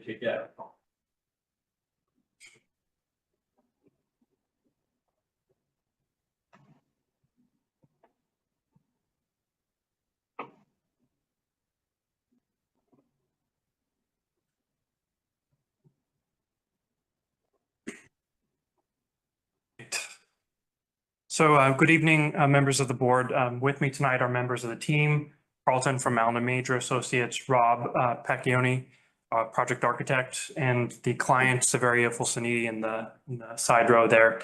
We're all available for any questions if the board members have any, as well as to engage with representatives of the neighborhood. Thank you all again for coming out again. Very nice to see such a nice turnout from everybody. We can report since we've last been before the board that we've had a number of meetings with some of the neighbors to work through some of their concerns with respect to the project impacts, construction impacts, and I think we're making progress getting through those. Since we were last before you, we've primarily done, I would say, nip tuck with the plans, updating and conforming the plans to some of the conversations that we've had with the board back in March. The major revisions to the plans are summarized in my letter that I provided to the board on March the 29th. They include a revised architecture submission, civil plan set, a accounting of the trees that are on site, to give the board a sense of the number of trees that are being saved and replaced with new plantings, as well as a response letter to the town engineer's comment letter. That was primarily concurring with most of the comments that the town engineer had made. There were a couple of points that he made that called for revisions to the plan materials and the stormwater management report, and those were also submitted to the board on March the 29th. The primary revision to the plans, there's three actually that I'll highlight for the board. I have images for two of them. The first is shown on the plan here. This is in response to the town engineer's comments regarding the fire truck access through the site. He had raised a question about whether there were some of the parking spaces that the largest fire vehicle would need to actually impede into in order to get around the site. That turned out not to be the case, but in order to simplify the site and really just square everything off, what we've done, as you can see in the corners in the top left and the top right, is square those off. Previously, those were more rounded approaches. So they're more of a traditional approach now, squared off with full fire access throughout the site. An amended turning plan has been provided with these civil plans that demonstrates full access to the fire engine, as well as box truck. And I believe there was another truck shown in the turning memorandum as well. In any event, the vehicles that need to access the site they can access the site and have full turning access throughout to come in and to come out of the site. The second major change, and this highlights two of the changes that were shown, is a modification to the fencing around the site, and this was discussed with the board at the last hearing. You see on this plan here, we're highlighting in three different colors the three types of fence that we're showing on this plan. Starting on the left side, you've got we'll call that magenta. That's a safety rail that's above a retaining wall on that side of the site. We'd removed a larger fence in order to open that up to create more of an open sense between those two properties and to prevent there from being just a solid fence on both sides of the site. Moving towards the back, you've got the green 6-foot standard fence that's around the shed and around the loading area. Coming up to the back of the site, we approach the portion of the site that's most directly proximate to the abutters. And we're proposing there an 8-foot tall sound mitigating fence that'll go around the rear of the property line and down around 12 Pinevale, 10 Pinevale, and down to the lot line with 2 Pinevale till we get to the front of the site on Main Street. So we made that plan revision in consultation with some of the neighbors to really address their concerns about not only construction impacts, but impacts of the project site itself once it's in operation, to reduce the visual impact of the project, noise impact of the project, light impact of the project, and really just to provide the most privacy to these neighbors as we can do without creating something even taller than a fence like that, which gets to a certain point where it becomes uninviting and not a residential character. Towards the rear of the site, the third significant change I would say is we have removed the landscape berm as we discussed with the board at the previous hearing. That's now showing the 8-foot tall noise fence, and the full landscaping is shown as previously presented to the board, that whole area is proposed to be filled with various different types of landscaping, including some tall screening at the rear of the site there as it abuts Star Road. So we're not proposing any connection to Star Road there. And in fact, that fence will be solid throughout that property line and down to Main Street to ensure that there's no connection between the two sites. That was a concern of some of the neighbors, that they did not want to see access or egress for either vehicles or pedestrians coming over towards Pineville. So now that's been addressed through that fence. Those summarize the primary changes that we've made in the plans. Since we were last before you, I know Andrew has been working on a draft decision. I would be remiss if not to follow my colleague who was here before and say that it was the best decision I feel I've ever read. Well worded and not too wordy. I'll agree with my colleague as well. So I'll leave it to the board if you have any questions for me or my colleagues. And of course for the neighbors if they'd like to discuss any of the matters that we've modified on the plans. Thank you. That was helpful overview. I guess I'll start. I have just two questions just to make sure that we all understand what these changes are. One is, do you have, or does anyone have like cut sheets for what the 8-foot sound fence is or will look like at least? And while you're answering that, right, I'll throw out another one. It is, so you made those corners, right? For the parking lot, and if with the rounded, where it was rounded before, my recollection was that was going to be landscaped, although I may be imagining, maybe misremembering that. And so I guess really what I'd like to understand or make sure that we're clear about is like, how does that impact the landscape design? Pull up the civil plan. Those are my two questions on the changes. I'm just going to the landscaping. Sure. In here so we can detail here. And feel free to jump in, Carlton, if you want to. Carlton Quinn with Allen Major. So the rounding, when we went back and we looked at it, we kind of just did it because we thought it was going to be the least impact. Mm-hmm. But as we started to square the spaces up, we realized because all the parking stalls weren't a rectangle, they were like that. It was very inefficient. So as we squared them off, we were able to actually pull the parking a little further away from the Pineville area. And the other one, it did have a rounded edge, and it led to an odd configuration where you had this rounding coming into the property line that you really couldn't do anything with. And we just felt when we looked at it, it was the same amount of impervious. It slightly helped, one corner of the parking lot got a little closer, but it was only like 4 feet away before and it kind of rounded in. It just didn't seem like a very efficient use. Mm-hmm. And this just seemed more standard, so we went with this. And it answered a lot of the engineers' questions about how the parking. How you actually pull in and yes, yeah. So we just thought it was more of a standard and it really didn't impact anything very much. So with respect to landscaping, you can see on the two rounded portions, there's still a great deal of landscaping around the back and the sides here. This is adjacent to the commercial property here, and then you've got the wetlands in the back here. So there's no residential abutters in this area here. Over on this side of the site, we've got the 10 Pinevale lot.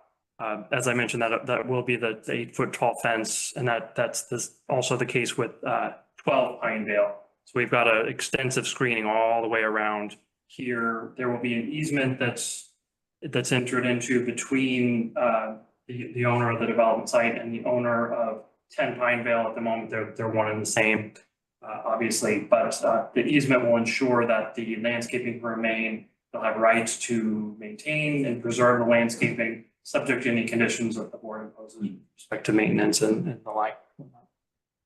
And then any cut sheet or anything on the fencing or a description? Your screen real quick, just. Yeah, let me take that down, Andrew. Yeah, it's the same one. don't know if I recall seeing it either, but not to speak for the applicant in any way, but the way we've discussed it is I think McDonald's had a similar proposal. And so just going through the McDonald's application, again, I don't know, the contractor who's going to install this thing, but in terms of the intent of the screening and the cut sheets or design of it, there is variation with these types of fencing for residential development. So we would expect something akin to, but please correct me if I'm. Okay. Yeah, the folks at Two Pine Bill had suggested, based on what they heard at those hearings. So it does look just like that, more residential in nature. The only difference is it's going to look a little bit more horizontal in terms of the slats because it's built in 6-inch sections, so you get to the height that you want that height. So otherwise, it's just going to look just like a residential fence.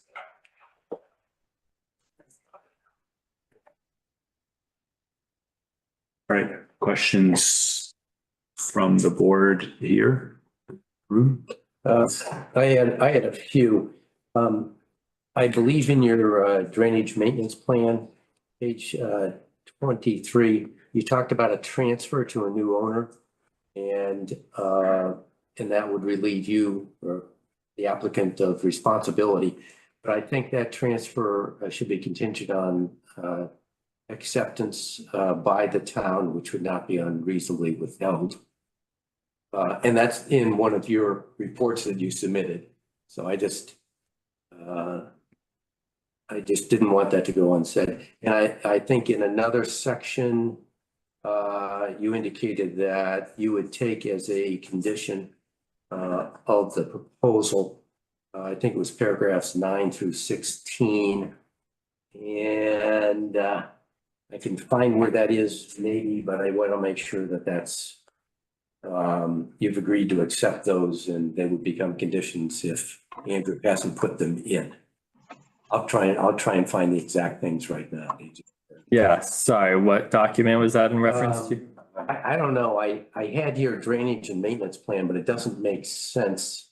Would it have been my response to the town engineer letter? I can find out while other people maybe go on here. My notes are not that clear, unfortunately.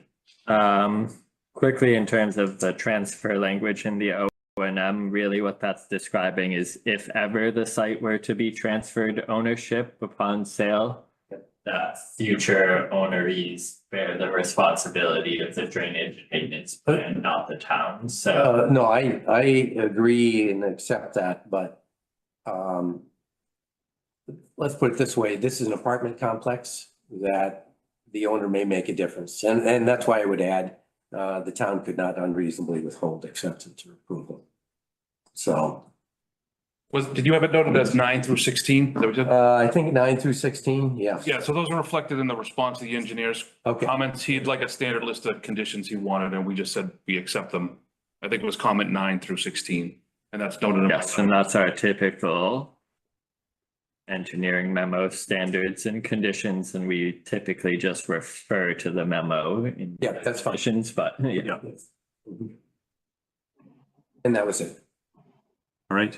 Oh, I did have one more. I had recommended earlier on that you've got 2 charging stations that you really ought to wire for at least 2 more.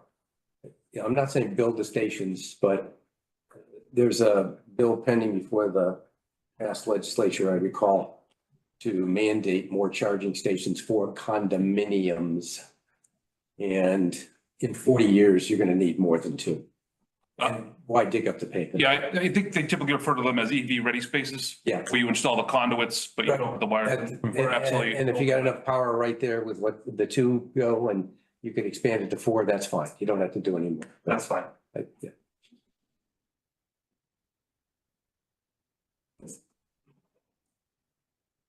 Comments or questions from other board members? Tony? I just wanted to address one of the concerns that Colleen had sent a letter to the board about, and that was the any changes to 10 Pineville Ave in the future. Andrew, am I correct in the assumption that if they were to for whatever reason, decide to tear down 10 Pineville Ave and make an access route to Pineville from this property, it would trigger a major site plan review. Is that correct? Correct. There would be an impact to parking, access, and curb cuts. I would all need permitting and approval, my understanding. Yep. So it wouldn't be a case where they can just go ahead and do it or even administratively be approved. The neighbors would be notified. It would be a major change. Okay, thank you.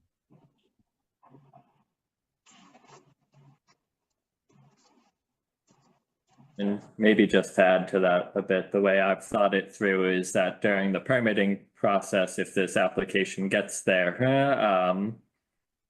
what you would see then is a consolidation of lots plan, or through the building permitting process, it would be clearly identified that there's one development tract and then there's a lot line with easement, and that would maintain that lot and its use and the structure. And so all the permitting plans are expected to show that, to make sure that that structure is noted for remaining. And then in the future, any future homeowner, right, should they choose to rebuild the site and the home is subject to their lot standards and really any pre-existing non-conforming lot processes. So that will all still apply as a general single-family lot when we see it on permitting plans and can approve under that if we get them. Okay, thank you, Andrew.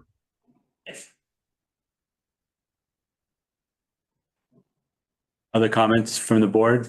Right, open it up. No. All right. Comments or questions from the public, either here in person or online? I know this group is not shy. It's got to be something, right? Hi. Laura Richards, 50 Pineville Ave. I would just like it stated that neighbors like myself and homeowners like my parents farther down Pineville have not been a part of the discussions with the developers. And this project and its construction and the traffic it creates will have a major impact on everyone in Pineville, not just its direct neighbors. And also, for the record, I am not going to be satisfied until this project is abandoned. I don't think it belongs or enhances our Pineville community at all. Thank you.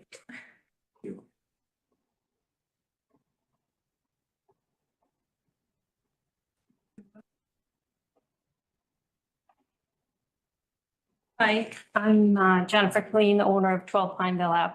Andrew, I had sent you some slides. Do you mind sharing them?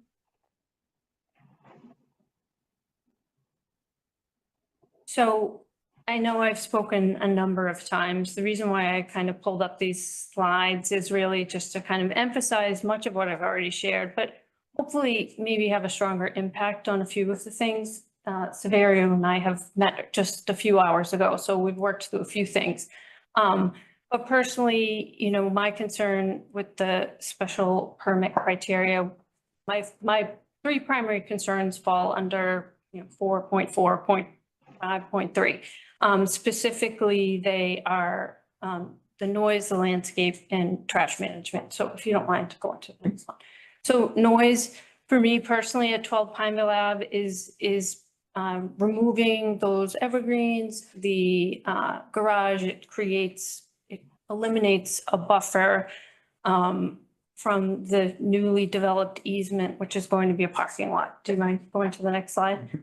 So this is really the only rendering I can find for landscape. I know that the parking has changed, but one of the things that we discussed today, and it's kind of hard to see. Do you mind if I just have show you? So in terms of like the buffer, if you're 10 Pineville, you can see like you have this natural buffer here. Well, not natural. This tree is there to create. This is my back porch. So there's a lot of landscape here, and this is my dog's bedroom. So, but for me, you're just like a direct line of sight to the, to the building itself. And, you know, I know we can't resolve everything, but we talked a little bit about whether there was something that could be done to kind of improve that particular area. And I know there were a number of things that we talked about in terms of solutions. But it's hard to really, again, this is, you know, this is the only rendering we have. I mean, you guys just sat through Haven Street and you can visually see what the plan looks like, and it's very hard to understand. So I'm not trying to be difficult. You know, I know that this has been a long process, but I just really want to understand what does it look like, because it's hard to do that right now. Can I ask you a question? That rectangle that's close to the property line, is that a garage, a shed, or? That is my Sorry. garage. It's a garage? Yep. So if you want to go to the next slide. So landscape was an issue that we talked about, and just primarily the 6-foot fence between the existing driveways, which it sounds like he was willing to eliminate for more of a natural vegetation buffer, whether it be bushes, which I very much appreciate. And we talked about what the back of the property would look like. I don't know, maybe you could skip to the next one. So that is a photograph of my backyard, which you've probably seen before. And, you know, one of my concerns with the new plan and the fencing is that there's a plan to erect an 8-foot sound barrier fence, but I already have a fence. So it seems like there's a willingness to put that fence behind my fence.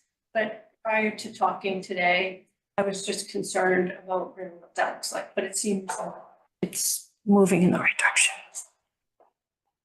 Next. This is what I was concerned about. I didn't want it to be like a fence, but I think it seems like there'll be an opportunity to kind of step back a little bit.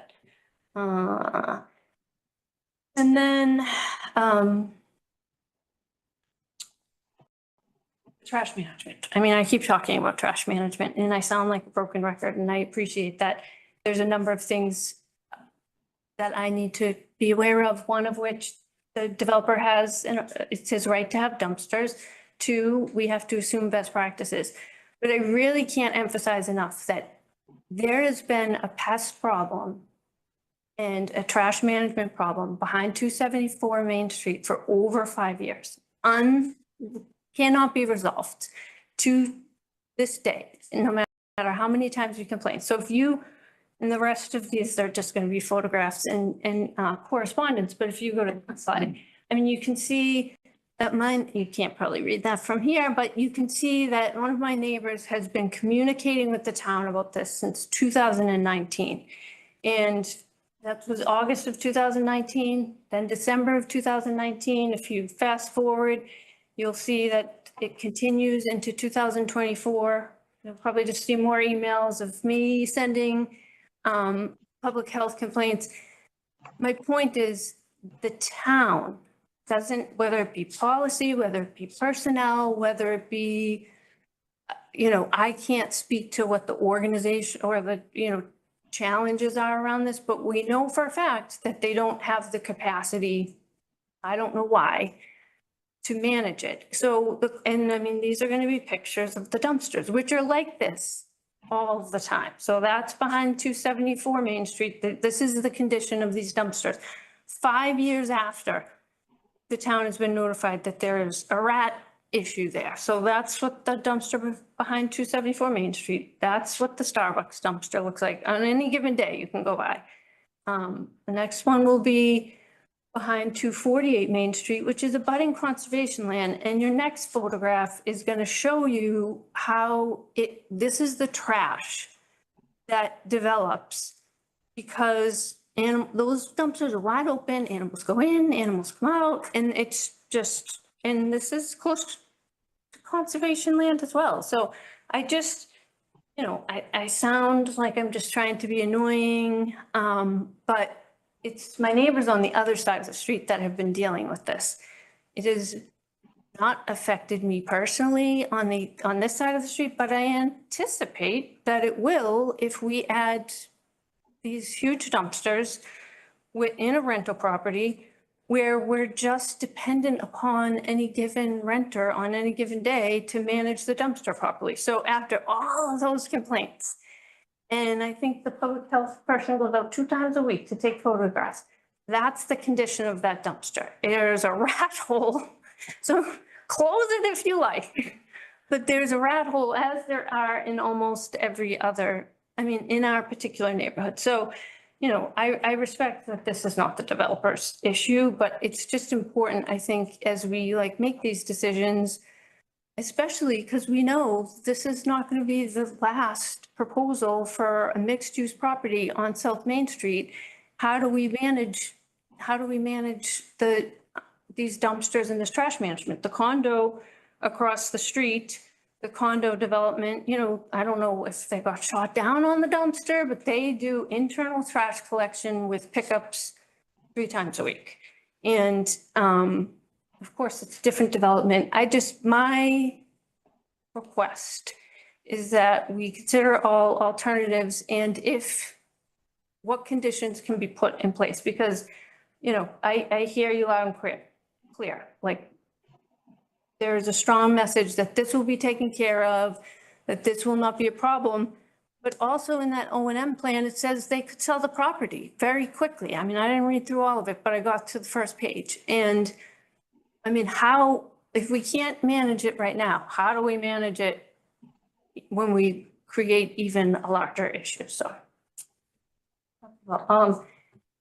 and I guess one question I'd have unrelated to that is just kind of the parking. Like, is there a plan for parking in terms of if you have however many spots, 65 unrestricted spots, like has there been thought given to, you know, does each apartment get 1 spot? Like, I mean, I just think it's important for us to really look at, like, how can we prevent the overflow on Pineville Ave, whether it be restricted parking or, you know, I just, without knowing what businesses are moving into that space, I think there's still a real concern about adequate parking.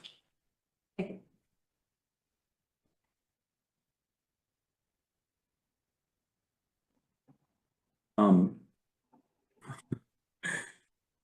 I want to make sure that we get to, right, you brought up a lot of stuff, good questions, comments.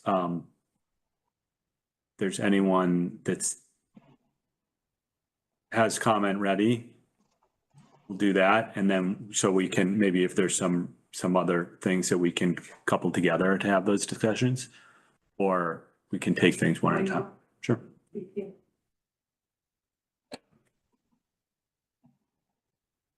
Thank you for the opportunity to speak and for your attention to a very big plan before you.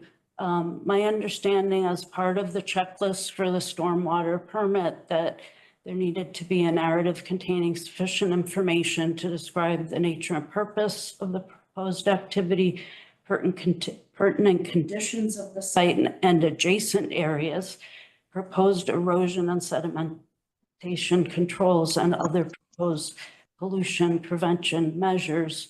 I just want to emphasize that under the zoning, the proposed adjacent areas are residential, are wetlands, are commercial, and to echo some of the concerns that have been raised already, I would like to emphasize that. Thank you. Thank you. Can I just grab your name and address? Sorry. Mary Richards, 50 Pineville. Thank you.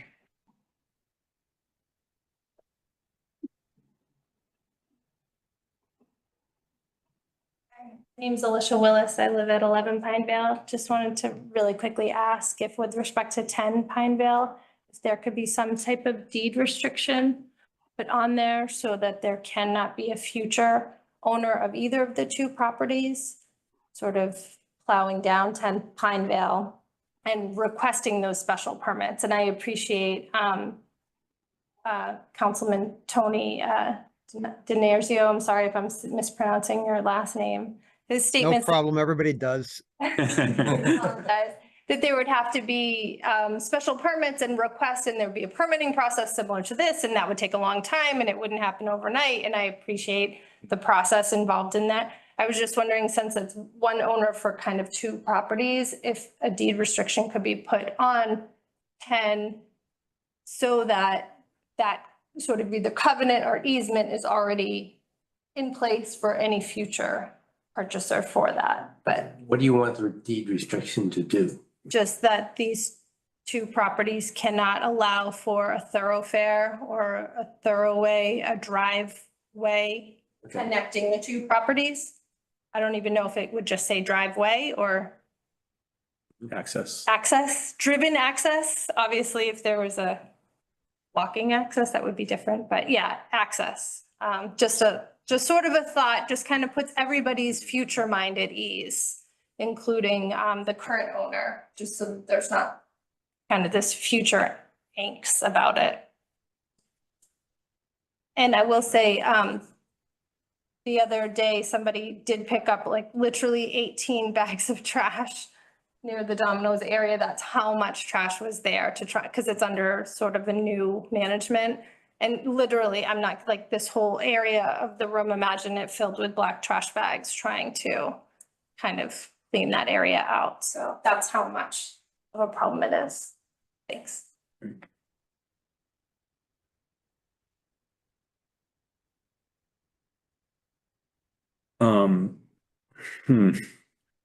So, right, a couple of, go ahead. Just see Sarah Fuller raised. Oh, yeah. On Zoom. Hello, Sarah Fuller. Sorry, 24 Pinevale Ave. I just wanted to touch base about the construction portion of this and concern when the condominiums were being built across the street. We had quite a bit of traffic on Pinevale Ave with construction vehicles being parked, construction workers parking and traveling across in order to do that work. And so I wanted to just ask the developer what their plan was for parking for workers and for construction vehicles. It became very difficult and unsafe for the kids on the street, and also difficult to come and go from the street during that period of time. So I just wanted to raise a question as to, has that been considered where construction vehicles and workers would park during construction? Thank you.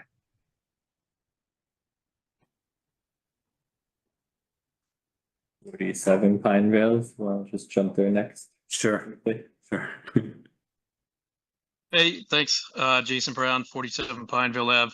Just a question to the board around a one-party easement agreement. Has Reading ever had something like this agreement that the developer is proposing? They own 10 Pineville and then they obviously are going to do this development. Has Reading ever had such an agreement, or is this a precedent? I haven't seen it, at least in our site plan. Well, that's not true. The animal clinic up on North Main Street owned their parcel in the development tract and provided shared parking, utility, and access easement for the whole property where that, I don't want, separate structure is to be owned and utilized by a future separate entity. So it's not the first time we've seen this.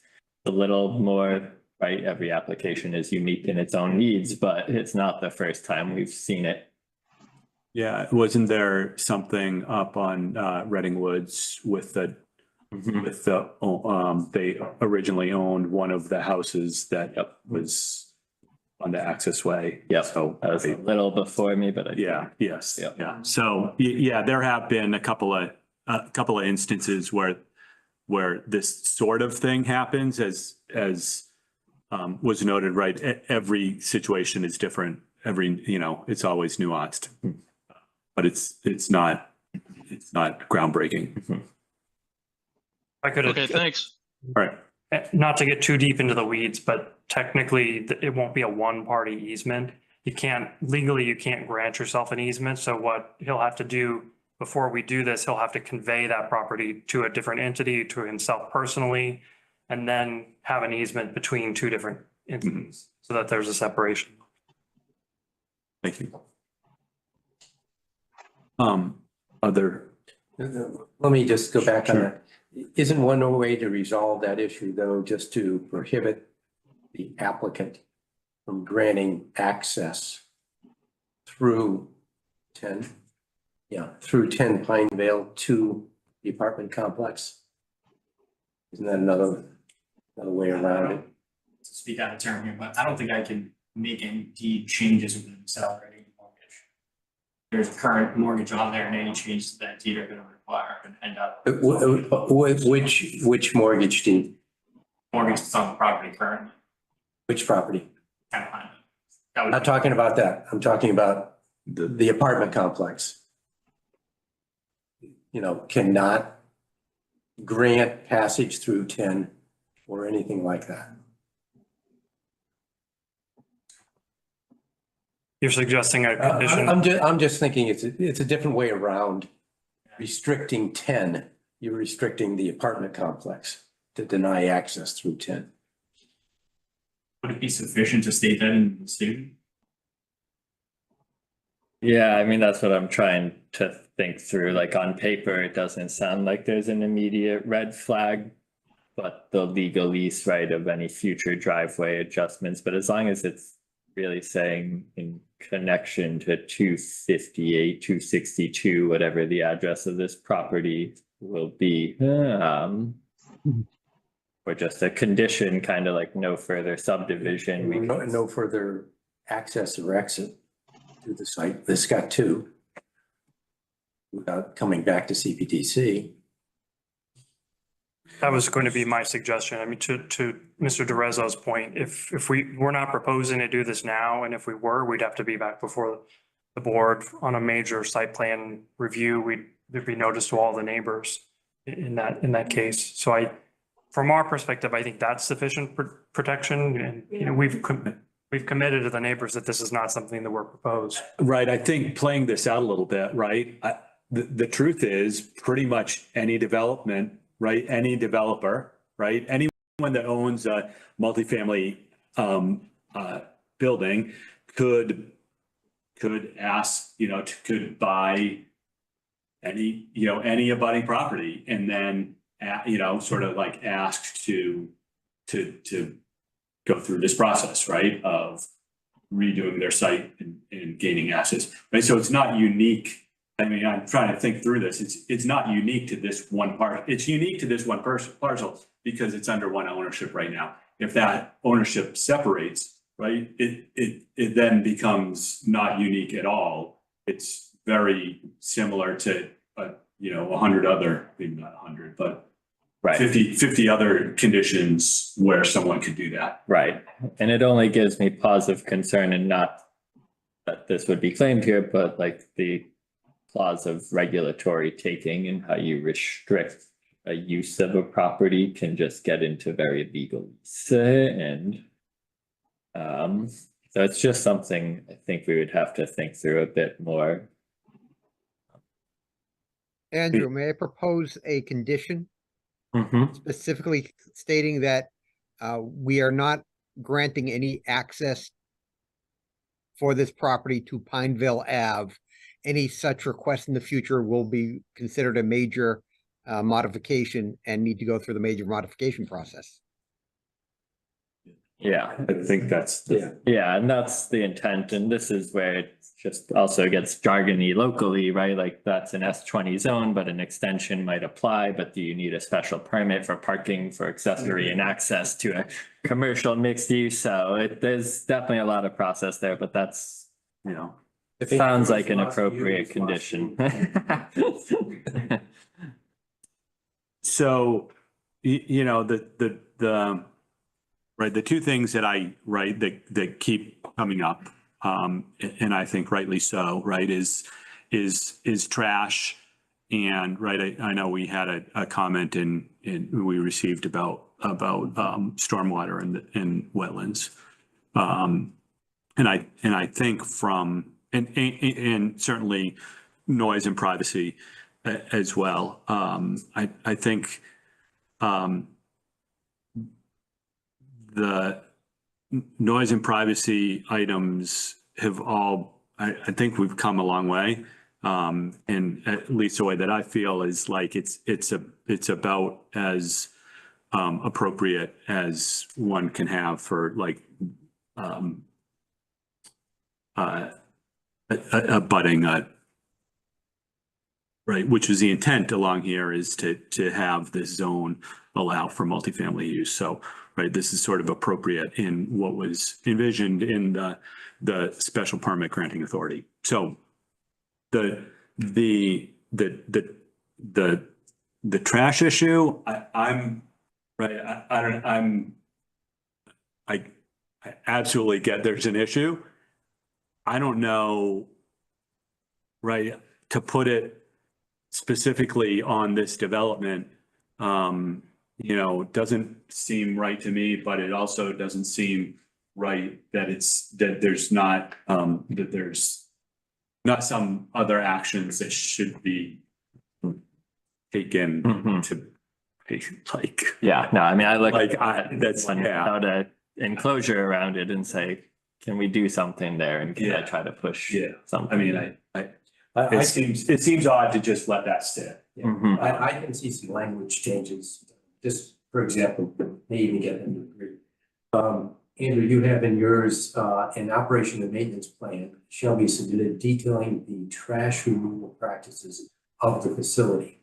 You could amend that basically by saying an operation and maintenance plan shall be submitted detailing the trash removal and maintenance practices of the facility to minimize litter, odor, and attraction of rodents and other animals.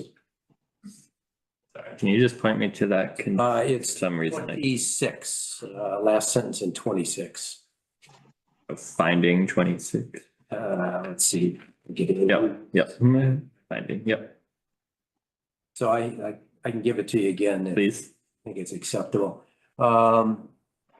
Let's see. So it's an operation and maintenance plan shall be submitted detailing the trash removal and maintenance practices of the facility to minimize litter, odor, and attraction of rodents and other animals. Something like that.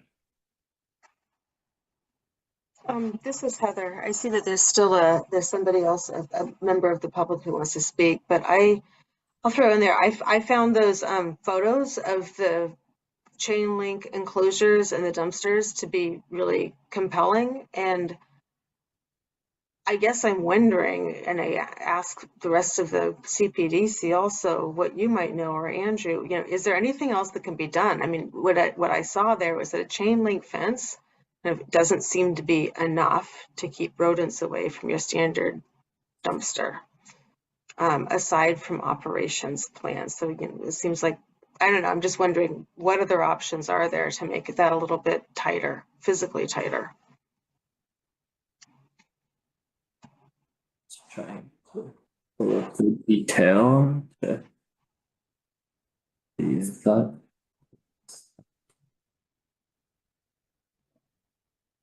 Or the project proponent. I mean, I know, like, in the downtown district, everybody does their trash on all the 40 Rs, everybody does their trash inside also. And it seems like it does seem to me like down here on South Main Street, the chain link enclosures with a dumpster isn't working. Could I respond to that? Yeah. This dumpster itself will have 3 sided, will be a concrete block wall on 3 sides with just a gate in the front. Yes. It's not fenced, it's a block wall, like a 6-foot high wall. Okay. But that doesn't keep the rats. And does the gate go all the way down to the ground, or does that? I mean, I know, like in my garage, if I left my garage open, I'd get rats in there too. There's no gate that's gonna keep rats out of a dumpster. 3 times a week removal instead of 1. There's just so many occupants living in there.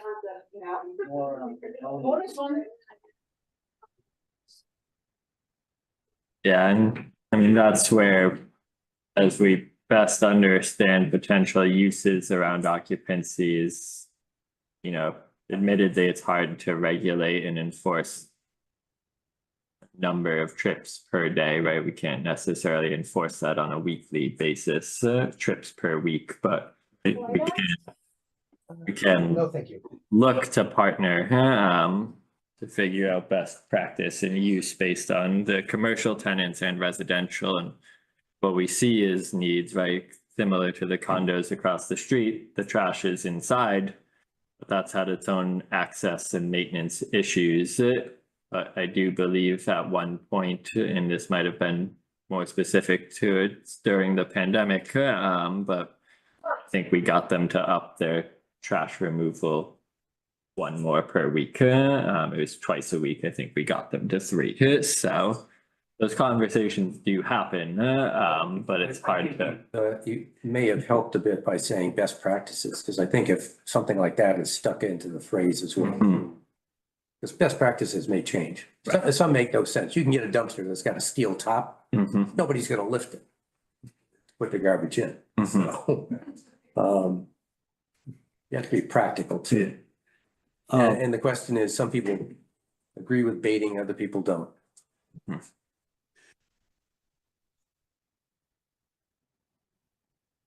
So there, right, there's two different, right, well, there's a trash profile of the residents, right, and the issues associated with that, right, and then there's if there's a food, you know, a restaurant use in the building too, which creates a whole nother sort of layer of concern, I think, and I, right, from the stories, right, from the neighbors when, you know, associated with the pizza place that ratcheted up that issue. I'm wondering, you know, can we put some conditions or, you know, something in here where if it is, you know, if a tenant is you know, has perishable foods that we then, right, like can include separate conditions. Yeah. Maintenance, yeah. Yeah.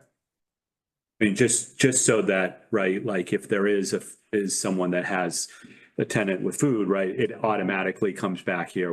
We work through whatever sort of, you know, schedule happens, you know, where the grease traps, stuff goes, all that, right? Right.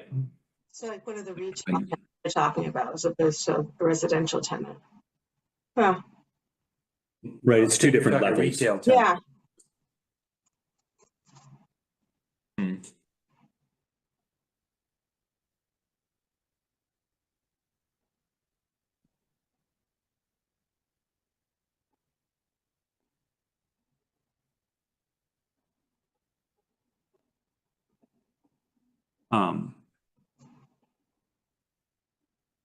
And then I guess I think we went over this before, right? At a town level, you know, Board of Health level, right, there have been some responses, right? We saw the letters, but the issue continues. Is there,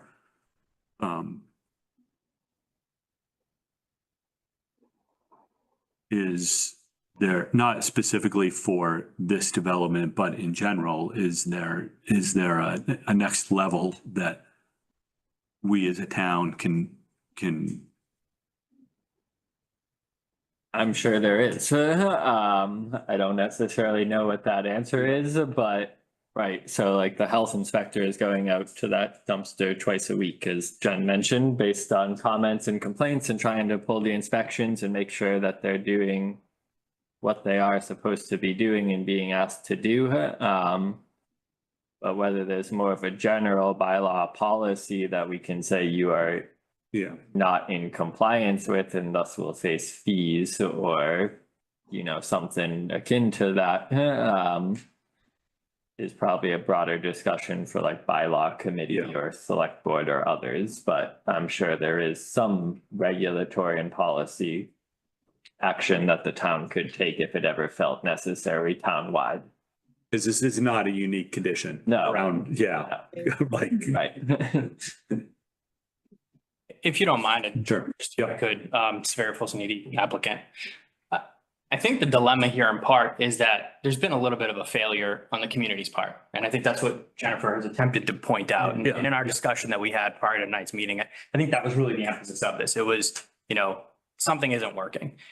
And unfortunately, we're being held to a standard for the community's failure to police this. And for reasonable, what I think Jennifer and I tried to discuss was that it's very different to hold us with a decision file and all of this different language to a standard and be accountable than it is for a building that was built, 70, 80 years ago, unfortunately, and unfortunately, we're being held to that standard. But what I would say is, in terms of the comparison, I appreciate you basically showing us all the wrong ways to do trash with those pictures, because we're talking chain link fences, we're talking dumpsters with no designated spot in a, open parking lot, no dumpster pad, no enclosure. And we're comparing that to a concrete block enclosure with a solid fence, with a pest management plan, with surveillance, with lighting. I mean, we're talking exponentially different approach to trash management, exponentially different controls. And most importantly, I know you've mentioned, and we had this conversation beforehand about it being rentals and it being tenants that are renting, maybe they're not as vested. I think that's a dangerous, slippery road to go down in terms of saying people are vested or not vested, right? But ultimately it falls on me as the owner and the operator and the person that's obviously investing a great deal of money to do this, to make sure that I'm operating at a high level. I can't speak for neighbors. I can't speak for the one building we keep talking about, right?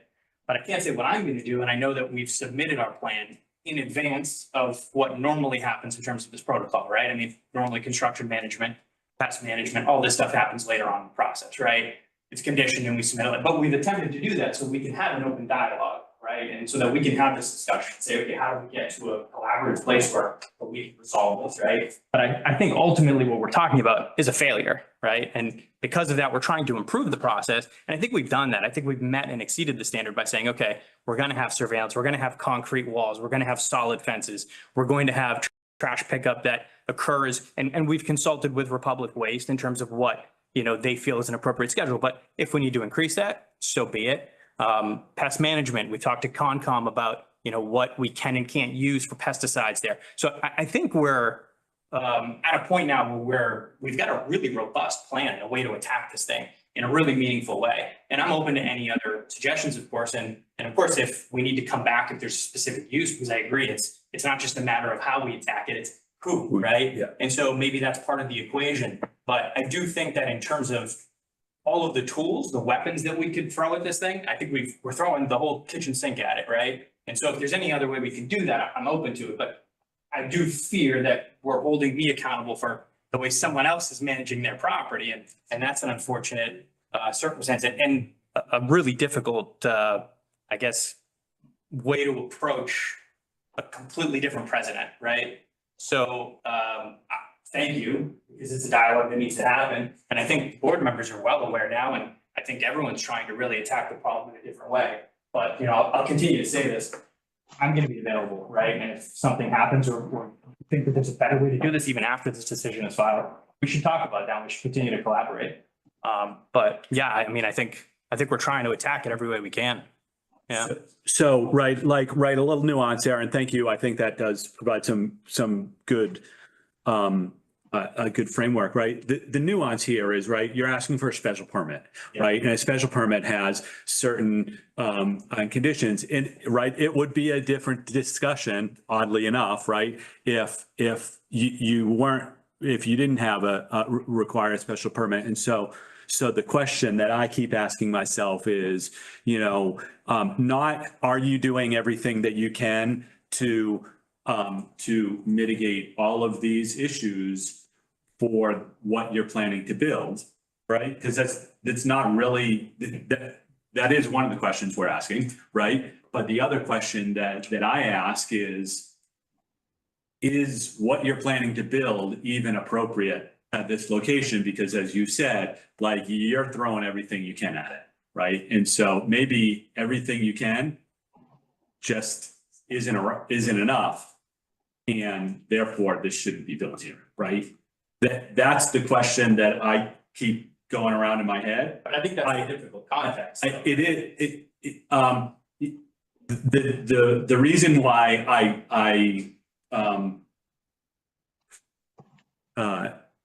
I'm not leaning that way is because, right, this whole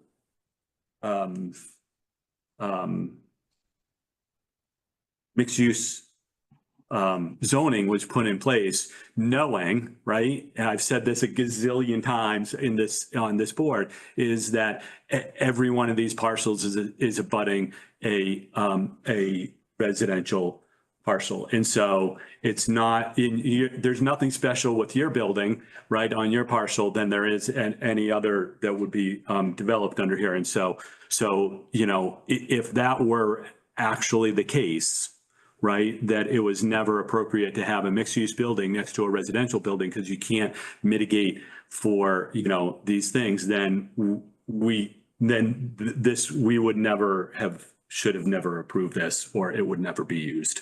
And that's the piece, like we already went down that path that we said, okay, it is appropriate. And that those issues, right, we need to do the best we can do to manage them, not that it's flat out not appropriate, right? And I'm just like, those are like, it's a little bit of a nuance here because it is a special permit and it's a different threshold. Yeah, we're in a hypothetical zone of like, this could happen, or it is, or will be, but we're basing it on a threshold that's been created by poor management, poor oversight, you know, poorly constructed enclosures, all of the things that we're not proposing to do. So, you know, I recognize that, and I don't want you to hold you to that standard that someone else, created for you. Yeah, and I think that's actually a really a good point you've made, that, you know, well, I was the one who said, oh geez, those photos were really compelling. You've made the point that you have a different type of enclosure, that you're kind of stepping up how you intend to manage it. So I wouldn't say, I would say that the town is learning from how trash has been set up to be managed at other sites on South Main Street. And it sounds like what you're proposing is to enclose it in a different way. And I think that does make a difference. Just one other additional point to note, not specifically on trash, because there are a number of issues that were discussed by the neighbors tonight, trash being one, noise, landscaping. I think it's important to bear in mind that this is a commercially zoned property. And while we are before the board for a special permit, which is a discretionary permit, there's a number of much more intensive commercial uses that are allowed by right that don't require any discretionary findings. We could come in with a small supermarket, fast food restaurant, auto body shop, gas station, convenience store, any number of uses. We're not proposing to do that. Any number of uses that would be much more intensive and much more disruptive of the neighborhood. And we don't want that to be what we build here. And that's why we're not proposing it. But it's an unusual circumstance where you've got multifamily allowed by right, commercial allowed by right, mixed use, special permit.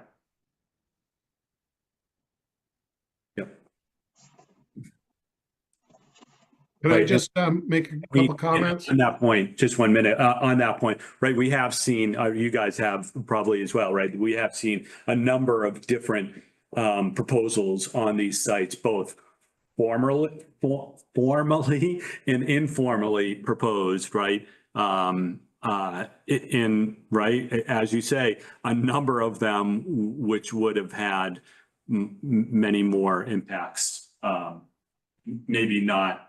Well, yeah, in different ways, right? Yep. Many more impacts to the neighborhood. None of them went forward, but your point is well made, that there's a lot of alternative uses that could go here. Sure, if you could come up so that people people. Got two of you raised on Zoom, too, just so you know. Exactly. Yeah, two hands on Zoom, just so you know. And then to Mark. And then, yeah. Mary Richards, 50 Pineville, just very quickly. I believe there are about 22 residences on Pineville Ave. This is a proposal for 30 apartments, granted smaller square footage than our street, but we're talking about the scale of the units in the building in conjunction with commercial property. And again, it's its own thing. It's on, I believe, an acre or more, so it is under the jurisdiction of needing to have the, I believe, the storm, what we're talking about tonight, reviewed and approved. So other properties on Main Street that are just a pizza shop or are just a bank have certain amount of trash based on their use. And so again, like if all of the trash from the house on Pineville were put together, I don't know that it would be more than what's going to be coming in here.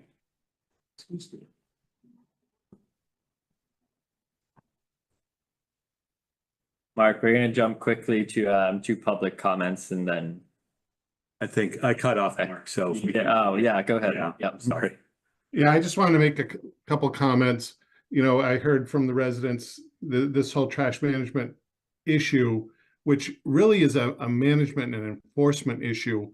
And I don't know all the Board of Health regulations, but they must have some sort of ability to require these properties to have to maintain their trash systems. I know when I was on the Conservation Commission, if someone wasn't following our regulations, we sent them fines, and we took people to court to collect those fines. So I know the town that there must be those kinds of regulations in the state and in the town that the Board of Health should be able to take care of these problems. I also heard about construction management, and there will be a construction management plan that's approved by the town, which will take care of where trucks park, where workers park, the dust control, noise control, when they can work. And if they're not following their management plan, then the police department or the town engineer has to step up and require them to do that. And the last issue was there was comment on stormwater, and all of these projects have to have a stormwater report done, and they do a stormwater management plan.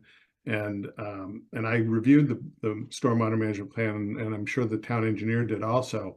I was a little skeptical at first, but after reviewing it, the stormwater management on this site is going to be better than what it is today, because they collect the stormwater, they treat it, and then it has some infiltration as well as a release to a certain point. So I'm not concerned about the stormwater management.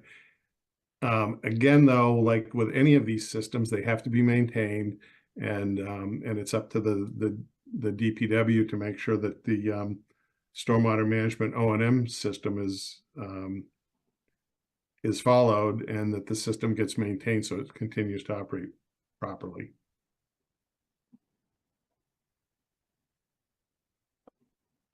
Thanks, Mark.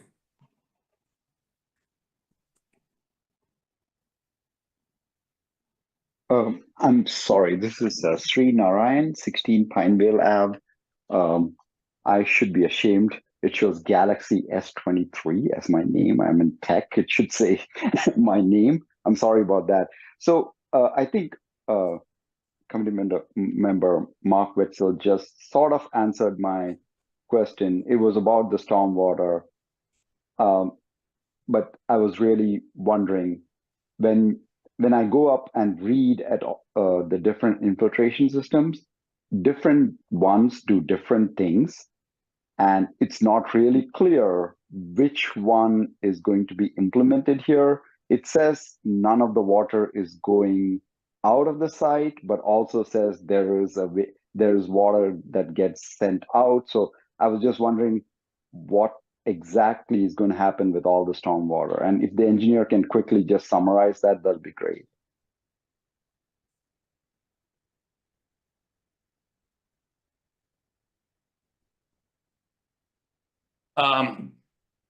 We did submit, obviously, a drainage report that was reviewed by the town engineer. It's several hundred pages long. But in general, we are, per the town standards, they require you to collect and infiltrate the 25-year storm on site. So basically, nothing is going to be released on this site for stormwater, on a yearly process, except in a very big storm. It's supposed to happen once every 25 years. So everything that falls in the parking lots, collected into the catch basins, discharged into an underground infiltration system, which holds it and releases it into the ground over somewhere between 50 and 72 hours. And then once it hits that threshold of a 25-year storm, where you're talking about like a really big 6 or 7 inches of water, it does get released into the municipal system, which is currently goes to now. Basically, the site's kind of split. 2/3 goes to the front into the street in the municipal system. The back third goes into the wetland, which also has an overflow pipe that goes into the municipal system down Pineville and back into Main Street. Does that answer your question?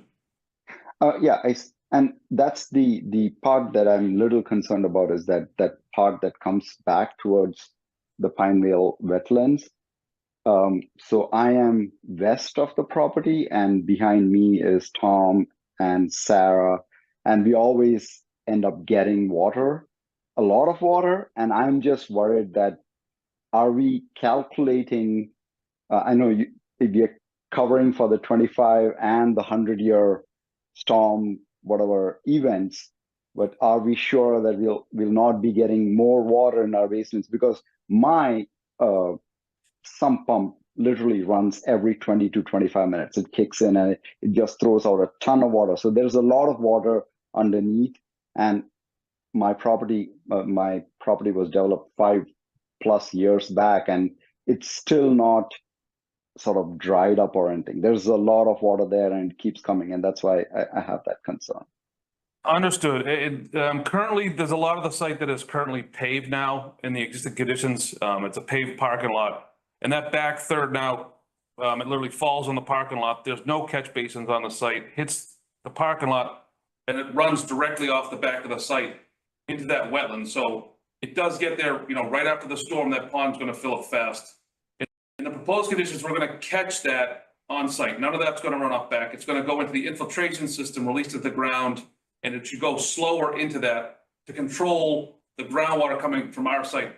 And, if your basement's flooding now, this isn't going to solve it. It's still going to flood in the current proposed conditions, but it will reduce the flooding in that pond, because we're going to push the water through the ground instead of on the surface, which is going to take a much longer process to get there.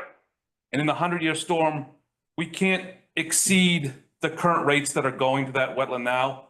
So if, say, there's 1,000 cubic feet of water going there in the 100-year storm now, we're below that 1,000 cubic feet. I don't know exactly what it is, but we're held to a threshold that it has to be equal or less than what's going there in current conditions. Okay. All right. Thank you. Thank you.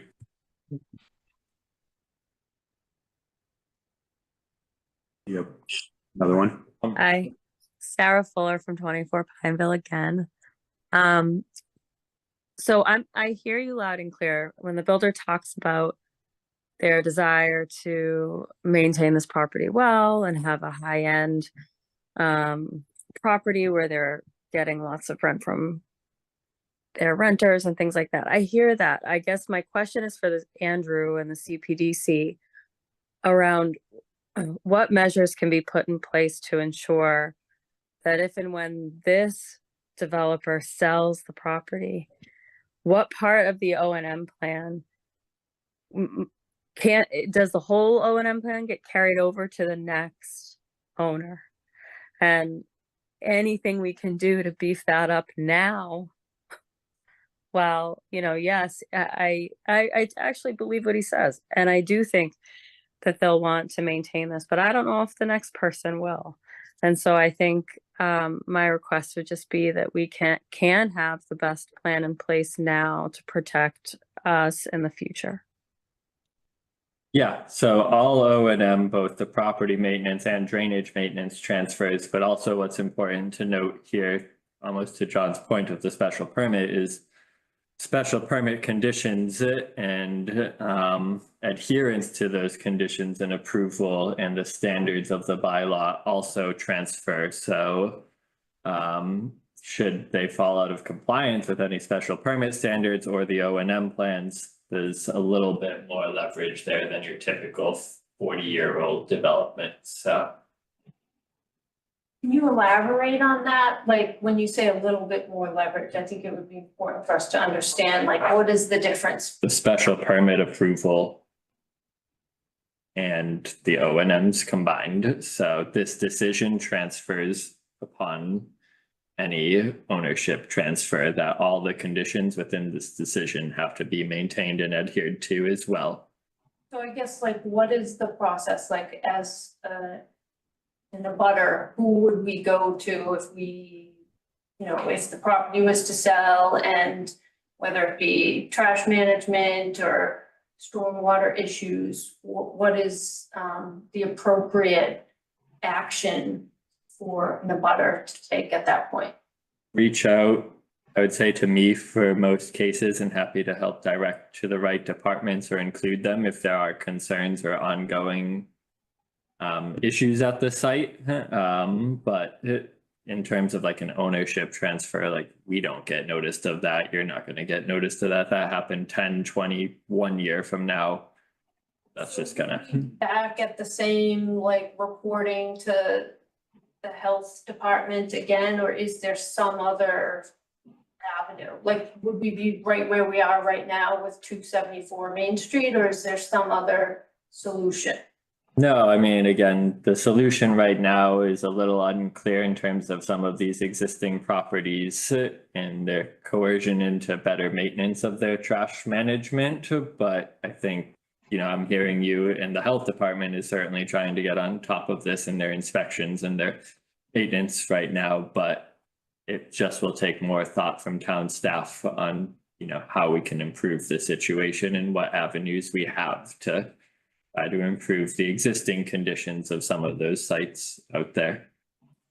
But Andrew, so the tools that you have, and I hate going down this path because, we're not talking about his application, his property, but how the neighborhoods would solve these sorts of things, right? The tools that you have right now, right, for some neighboring properties don't necessarily tie back to specific conditions that were in site plan reviews, which give you a little bit more meat in terms of, you know, enforcement, right? You said you were going to do this, you're not doing it, right? We can find you, we can do it, right? So you need to work with us, right? So back when some buildings, right, along here, the site plan reviews, you just heard, right, two people butter Andrew up about how good his site plan review decisions were written, right? But that's all done through years and years of understanding how important those are, because he continues to go back and use them, and reads one that were done when town had no planning staff. Right, it's important, right? Tax dollars at work. The town had no planning staff, so it was this board that would write these planning decisions. I guarantee you, the Cpdc members wrote the decision for the Fantasia building, right? It probably is not very good, and so now with that decision, he has a tool to go back and say to, you know, to a more modern development, like you said you're going to do this exactly, here the standards you said you're going to live up to, you're not doing it, right? There's a lot more enforceability than a decision that was sort of like, yeah, you said you're going to take care of your trash, right?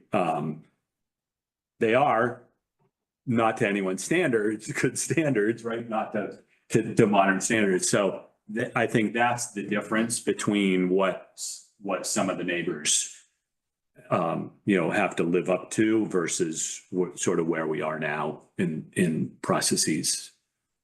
That makes sense. Yes, Severio was trying to educate me on this earlier today. Conversation a couple hours. Oh. But it's still not clear to me that if we were to reach out to you, Andrew, you're not just sending us back to the Board of Health. And like, I guess I'm not putting together, like, is it clear cut what like the Board of Health is gonna have this information, and like, I guess that will be part of the conditions of this. Basically, everything John said is what we talked about earlier in terms of accountability and the difficulty in holding Fantasia accountable versus what we're doing here with the work that Andrew's doing. So yeah, I mean, now you get to hear from the horse's mouth, I guess, you know. Let me, Sorry. let me add just a bit. What you're getting here is an operation and maintenance plan, which you wouldn't normally get. That operation and maintenance plan should, if Andrew checks the fine print, have a contact person who's maintaining, who's doing the overall maintenance and operation of the apartment complex, a name. So basically right now with this, you've got more names to go to. You got the health department, you got the operation and maintenance plan, you got the contact people in the operation and maintenance plan. So it's far better than what you would normally get. I'm not trying to put off the question of how do we actually see improvement, because we've been complaining and we don't get improvement at these sites. I just don't have the clear, direct answer for you right now. So I don't want to like overpromise at this. Well, I'm gonna be keeping a recording of this meeting. It's on YouTube, so yeah. Sorry, 11 Pineville, Alicia Willis. So with that understanding that properties turn over, and we appreciate your transparency and wanting to work with the neighborhood, but if you decide to move to Hawaii, we're stuck with the building. I would love for that to be a problem. His problem is winning the mega bucks and going to Hawaii. We still have this building. And just by way of background, in the small amount of time I've lived here, just a little over 10 years, at 10 Pineville, there have been over 4 owners. And 10 Pineville was purchased with this specific intent of having an access point onto Pineville Avenue. So that's why I think it's really important to our neighbors that in this O&M plan and in the permit, it is detailed that no access from the Main Street property can happen to anywhere on Pineville Avenue. And I understand the hypothetical of anybody could purchase anything at any time. But this was purchased specifically with the intent of access onto Pineville Avenue. I would, if you could, it wasn't actually purchased with that intention. That was the first plan we saw. Yeah. And that was what the people who sold it to you told us. Yeah, I wouldn't, I mean, So- I'm not gonna speak to the representatives they made, but that was never the intention. Tony has suggested an amendment that would solve the issue, and that is no other accesses. That would, then if that's the amendment, I would just like it in this part of the plan. And if it could be as specific as possible, then I think that would alleviate our concerns for the wish that you all win megabucks. And to do something differently at some point, you know what I mean? Because I think that that's just this constant angst for the future. But we understand that this is happening. I think the board has said, we've decided that some version of this can happen.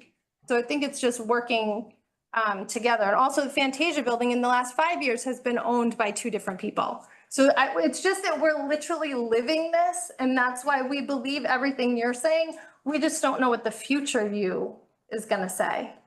And again, Well, let me answer that question for you. The operation maintenance plan is gonna run with the land. So just imagine if you had agreed to maintain your property for life, okay, and you move.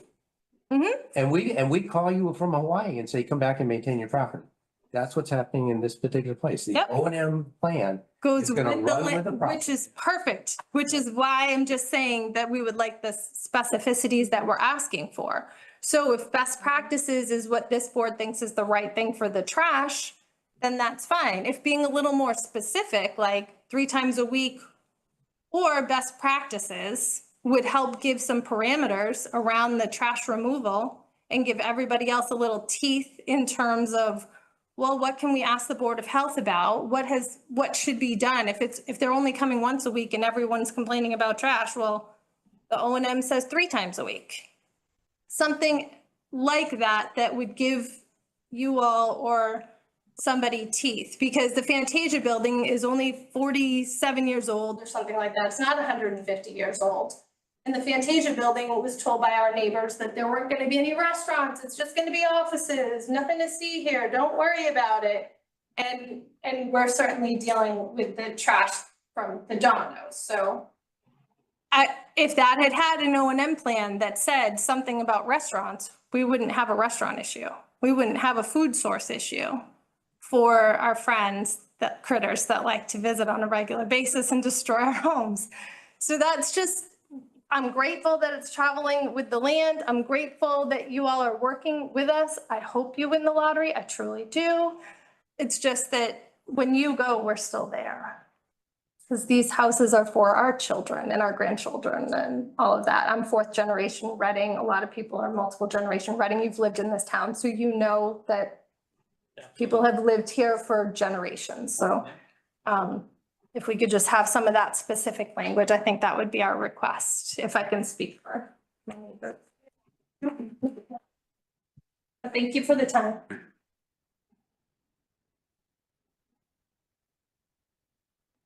Mr. Chair, if I may just offer a suggestion. We're hearing the neighbors loud and clear on the issues, and I think we've got a really good sense now of what the issues are. The way the conversation, at least as the way I'm hearing it, is what are the conditions going to be? So could we get into the decision and the good work that Andrew has done to try to address these issues? Because it's all, I mean, the conversation, I feel like we all have a good sense of what they are. So now, how do we address this? I'm all for that. Sure.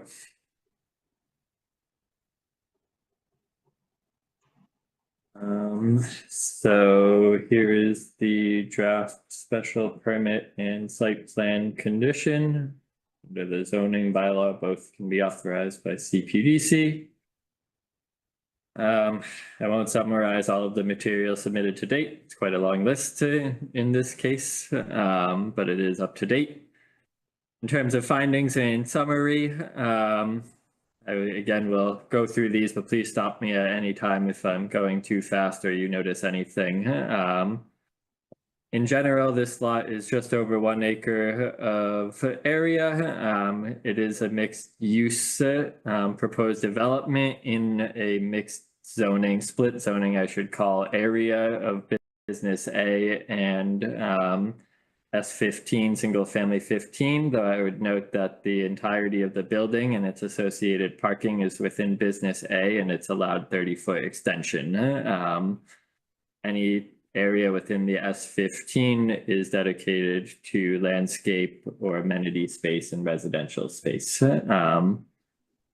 Proposal in total is a 4-story mixed-use building with 30 units, 3 of which are to be deed restricted affordable units and 7,500 square feet of commercial on the first floor, 70 total parking spaces and 2 curb cuts condensed from 3. The existing curb cut, just of summary because it is within this application, at 10 Pinevale, it will be relocated from the west side to the east side to allow that room for additional landscape and screening to 12 Pinevale, the abutting property.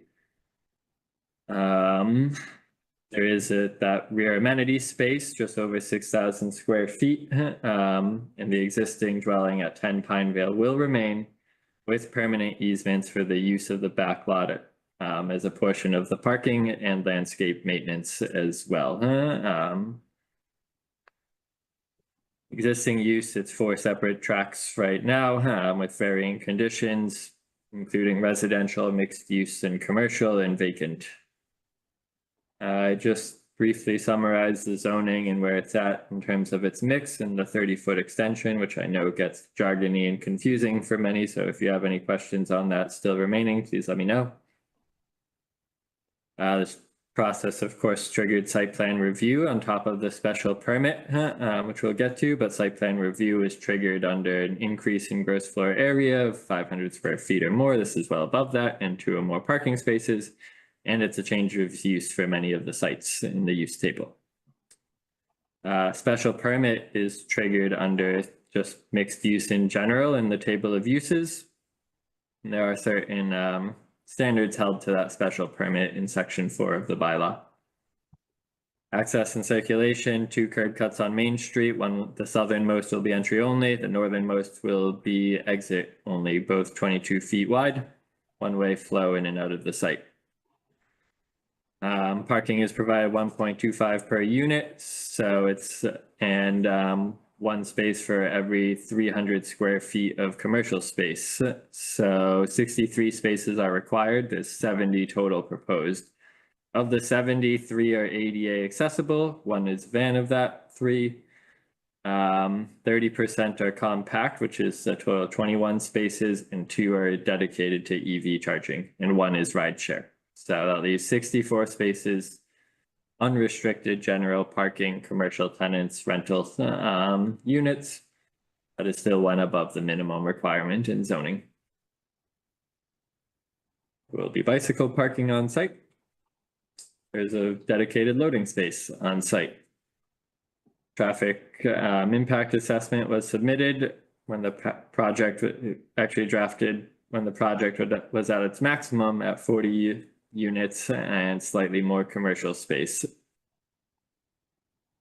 The interior space, I would just note here that the commercial component meets the minimum 25% gross floor area of the structure under the zoning bylaw, and that the residential units are split across the top 3 floors and include studio, 1-bedroom, and 2-bedroom units.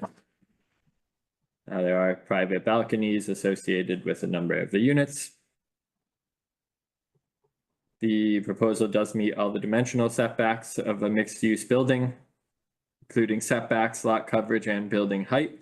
And it does also include that step back at the 4th floor level, as required in the design guidelines, or recommended in the design guidelines.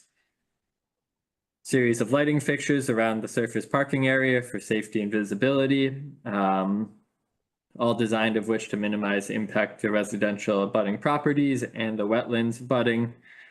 Building lighting will be dark sky compliant, downward facing, both commercial and residential lighting, and then safety lighting as needed for the building. We've seen the architectural renderings for the design and building materials, 3 different materials along all facades proposed. South Main Street design best practices apply, which the applicant has looked to substantially, if not fully, comply with. Pedestrian access, the sidewalk in front of the property will be reconstructed as a fully concrete vertical granite curbed sidewalk. The ramps to the adjacent sidewalk will also be improved if necessary.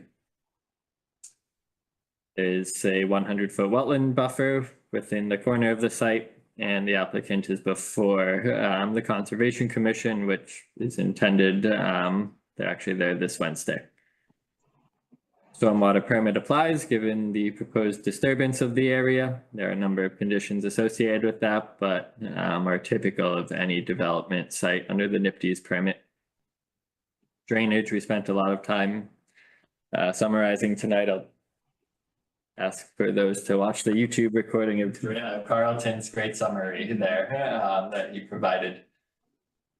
Landscaping and screening around the entire site, a mix of fences from 6 to 8 to retaining walls around the site to a portion that might be a bit more visible with the retaining wall, just to not visually block the entire site and sight lines from the driveways. That amenity space is there in the rear. Utilities are all proposed to connect from Main Street. The building at its current state is anticipated for full electricity. There is some residential and general signage proposed herein for the Strata logo signage, the title of the building. It meets all compliance and standards of the bylaw and design guidelines. The trash, which we've spent a long time throughout this process discussing. I included your recommended language there. You want to stick in best management practices somewhere? Go in the conditions? Go in the conditions, Oh, okay. I don't know.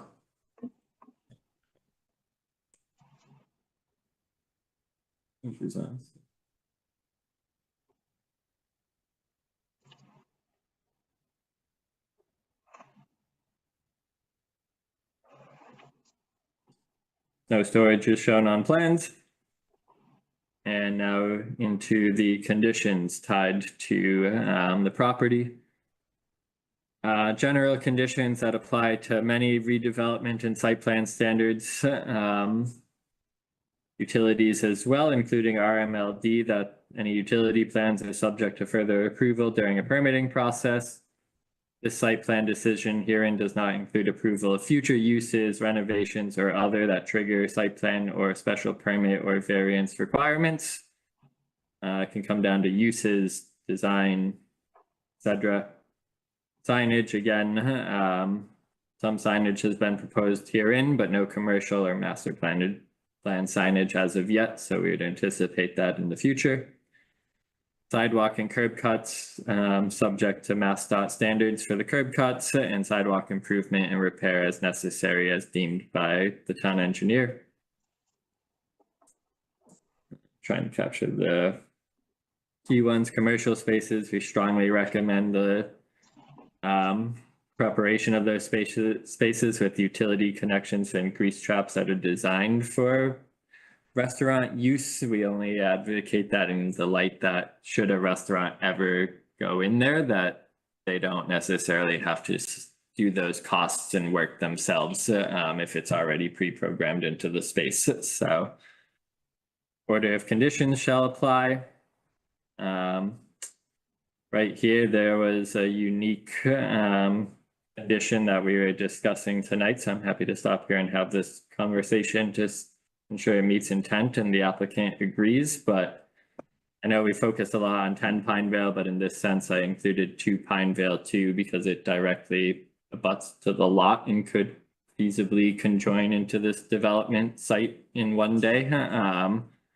Should future owners of 2 and/or 10 Pinevale propose to convey themselves to the 252 to 262 Main Street property for use of additional parking, commercial use, residential use, access, or other at this mixed-use site, at minimum, a site plan review process shall be triggered, as well as any other necessary discretionary and permitting approvals that may apply to any specific proposal. That's, you know, high level. I admittedly have not gone the course that we're going to prohibit any conveyance or conjoining of land, but I'm happy, I guess, to have that conversation. Wouldn't 12 also be considered, since it's also Yes. Yep. Andrew, instead of adding in 12, could we just say, should future owners attempt to add any access to Pinevale Avenue? Yeah, take away 2. Mm-hmm. Because there's the stars.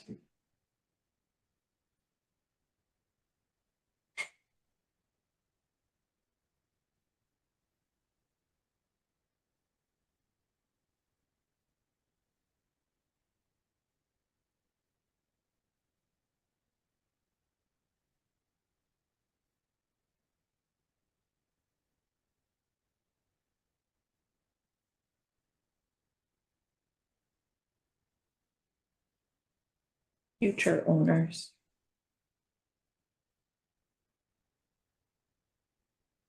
I would say, should any owners, that would Yeah. cover future and current.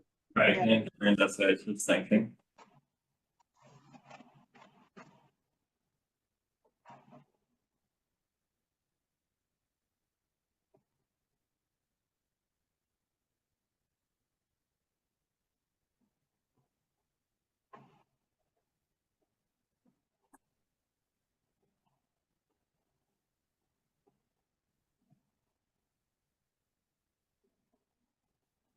So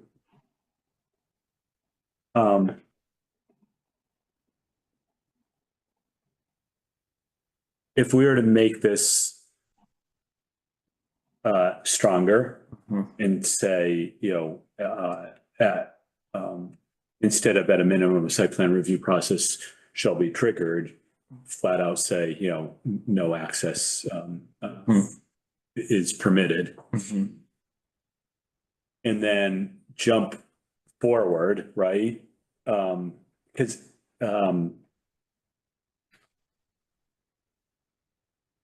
someone does do that, right? You'd need to come back and amend this anyways, which is a possibility to me. And so, right, there is that avenue. To me, this is almost the way it's written. If I were to read this from a past, it would say that it would say, well, maybe that's a possibility that board was entertaining.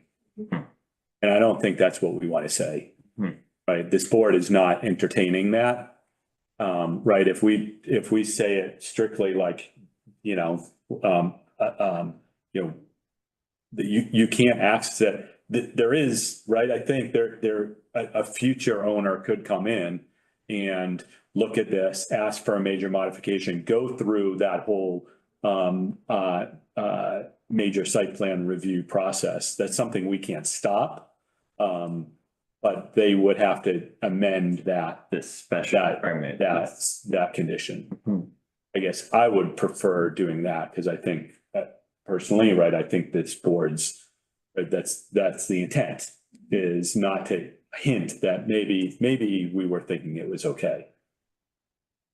Let's see, I think John, maybe. do you want to be even clearer to say at the start that this board specifically has not approved access to Pinevale Avenue and discourages it, and then get into the condition? I mean, we could be really explicit about that. And I really get your point that of how future people might go back and interpret this. I think that's helpful. I know, right? Because we spend many times like looking back at decisions or, zoning, or like what were they thinking? Like, yeah, did they do this? And it's much easier, more instructive if it's just clear. So something like this special permit and site plan review decision does not include any additional access to the site.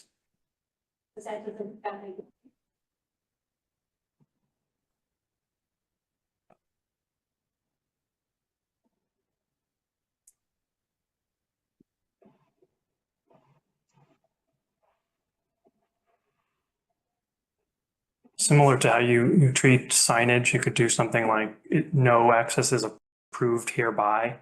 Something, we're not proposing it, it's not approved by the board. And what the board is approving is tied to the plan doesn't show the access. So if we were to propose it in the future, we'd have to be back before the board. And that includes even if there were a specific condition that says no access, in the future, the developer, a future owner of the site still could come back to the board. And request that that condition be released. So I think this is as much protection as that would be.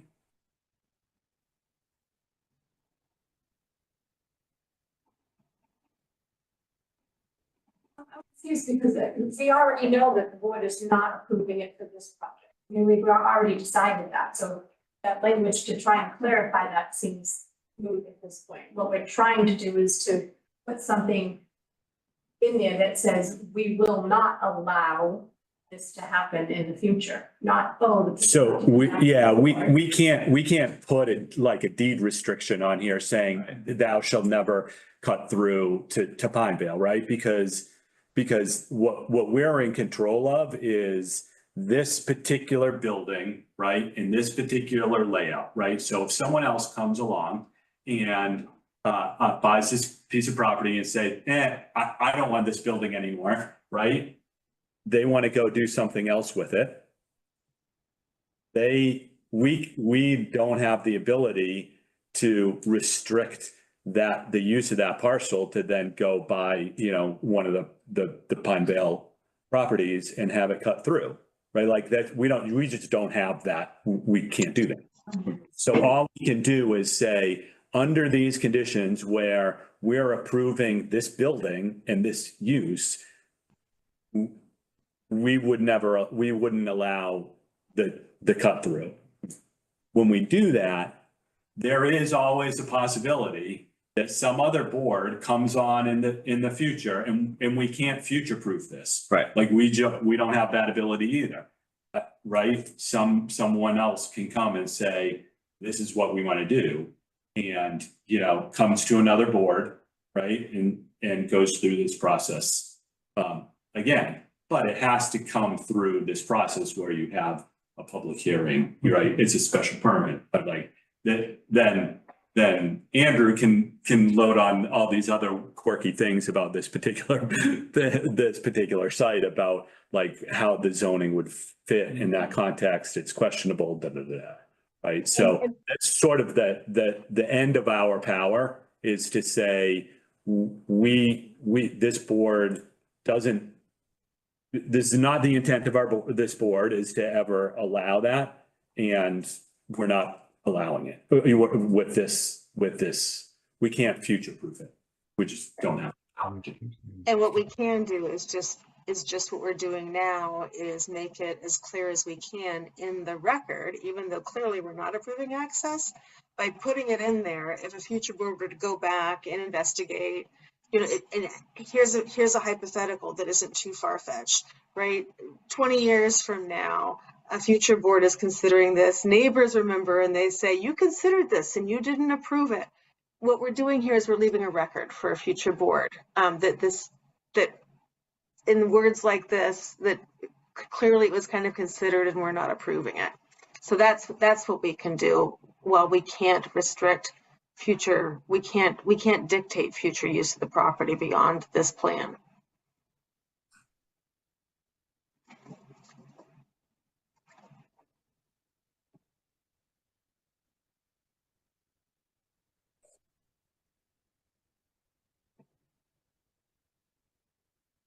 So is this good? Just trying to think through all the.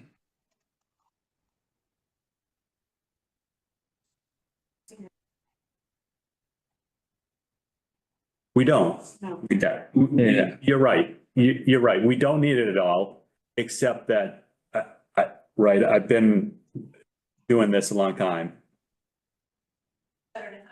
Yeah, it helped, right? We've talked about this a long time. It's good, you know, this particular issue, it's good to memorialize something like this, that of what the intent of a board is at the time the decision is made, because often, right, not often, sometimes, right, if it ever comes up again, that gives some instruction of like, this is why, this is what happened. Yeah, the intent. Some future board may say, yeah, but I don't care.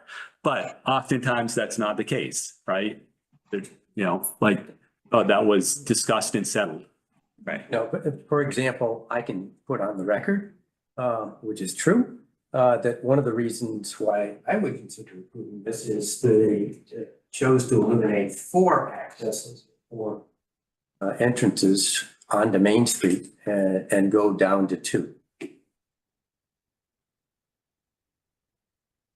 Hopefully, any good planner would read this condition, say, I need to read those minutes. Yeah, exactly. Yeah. Right, like in the future, somebody may say, hey, you know, it's a really good idea to cut over there. And it's like, this is just, it's in the record. We've gone back, even in the short time that I've been on the board, we've gone back into the record on certain properties to figure out what happened. And while it's not necessary for the approval, I think it is helpful. It may not be necessary for the future, but it's more helpful for the future to have this in here than to be silent on it and not include it.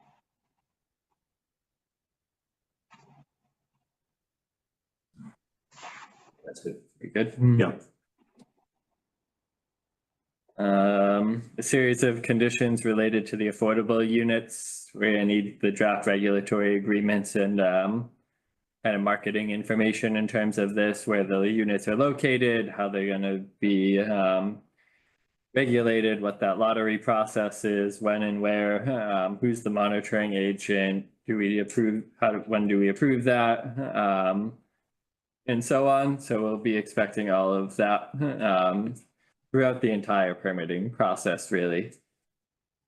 Stormwater permit conditions, this really is in general to erosion control and sediment control through engineering, conservation, planning, the installments and approvals, the inspections of such as well, the operation and maintenance plans, really the whole shebang in terms of the stormwater. So this has been an effective use in terms of simplifying and better understanding the process and schedule for the drainage installments that we've actually used a good handful of times now since we've revised it only a short year or two ago. Prior to the commencement of site work, we would expect engineering and conservation concerns with construction to be addressed. That will happen during any pre-construction meeting process. Plan revisions, I haven't heard any to date tonight that are necessarily required for change. I know you might have some minor amendments through abutting property discussions, whether that fence is 6 or 8, but happy to, more landscape in that corner, whatever, that all those discussions, if they result in any change, we'll work through that with you. It doesn't sound like it's necessarily triggering anything in terms of that. All of the permits, stormwater O&M plan is submitted at that time in more detail. Rooftop mechanics and electric utility plans, any accessibility requirements for approvals in the new building, construction schedule, and the full permit set drawings, and the I&I fee through the engineering department is needed at permitting time. During construction, typical construction hours, construction activities, and inspections apply. Any plan changes found needed and necessary during construction for utility, drainage, or other need to be submitted appropriately and timely and described so that we can work through any processing related to those.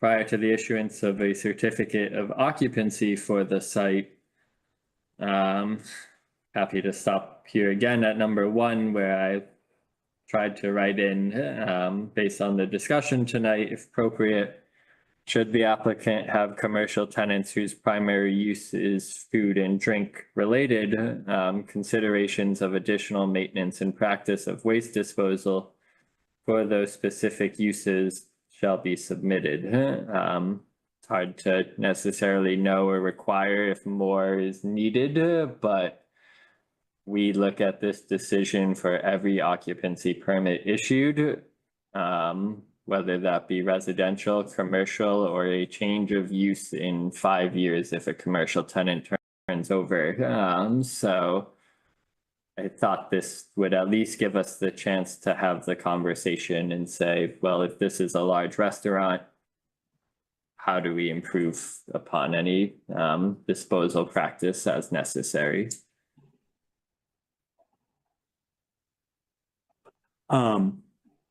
The only question I have is whose primary use is food and drink related, and should we just like any commercial tenant with perishable goods? Mm-hmm. If it's a grocer or something. Yeah, so I mean, even if it's a convenience store. Yeah. Yeah, I would think. I mean, that can still be an issue. Mhm. I'm gonna say, especially if it's a convenience store, right? Because it may not be, it may just, it may, right? Obviously, right, a restaurant, you're gonna, right, there's gonna be a lot of stuff happening. If it's a convenience store, like, maybe we can get by. So. And I'm also wondering if it should be, should the applicant / owner, since the applicant may not be the future owner one day. Everybody's trying to get rid of me. When you retire and move to Hawaii, right? I'm lost. Right. Maybe you should go out buying a lottery ticket, so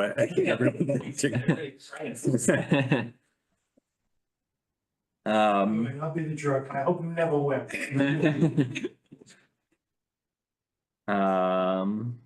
Okay, I think this gets at the intent, but let me know. I'm happy to wordsmith this tomorrow and through the week. If you think it's through.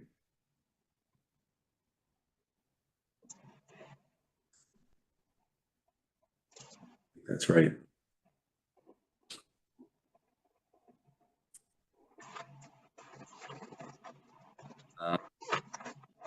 Pavement markings, there are a series on the site proposed for that one-way flow. We'll certainly make sure that's appropriate and any signage at the driveways necessary. This is where the operation and maintenance plan comes back into play, both for the stormwater and the property management agreement.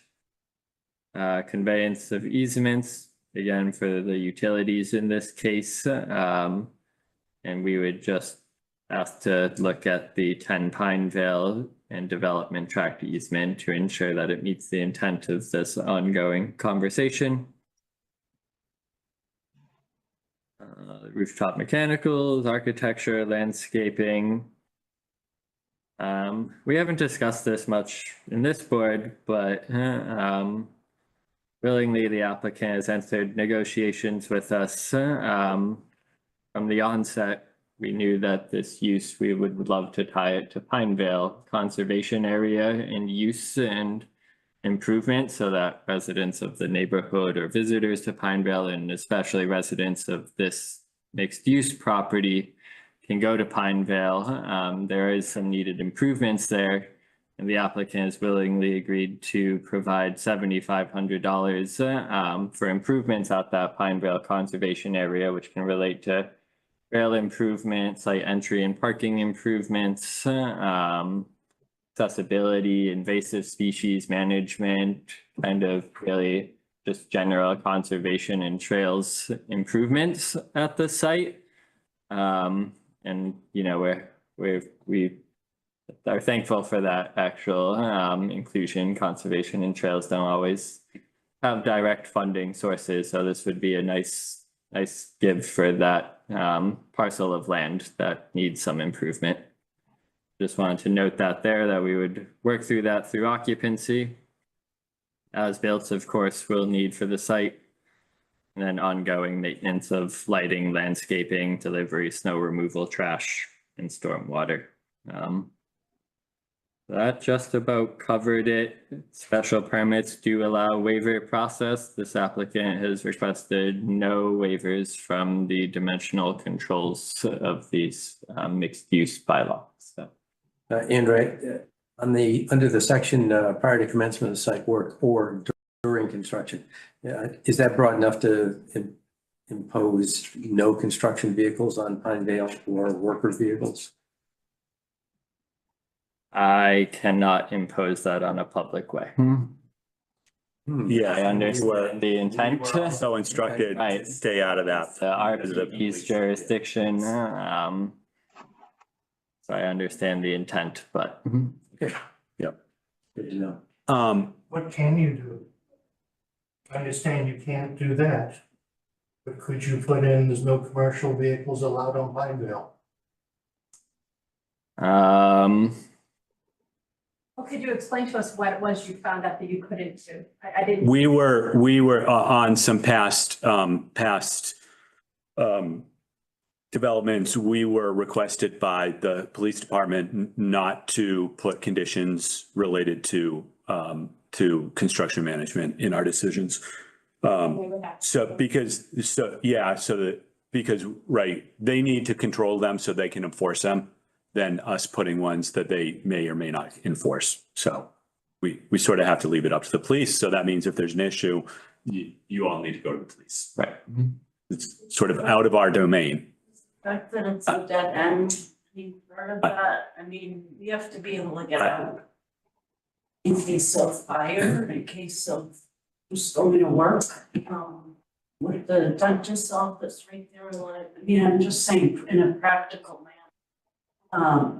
Maybe there's kind of modification. I don't know, is there a different board we would go to request that? The Reading Police Department. I'm sorry, they clearly, yeah, the Reading Police Department.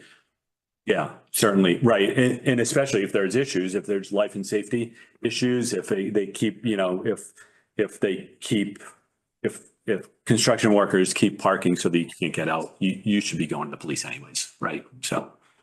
And if there's any necessary road closures or anything like that, then there will be notice of those items set.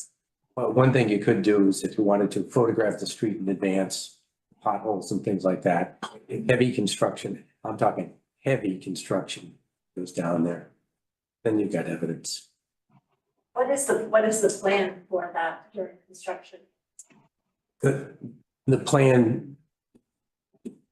plan during construction for Pineville, I understand now, is go to the police because they do not want us limiting traffic on a public right of way. I was asking for the people that are, Oh. the builder, what is the builder's plan as far as?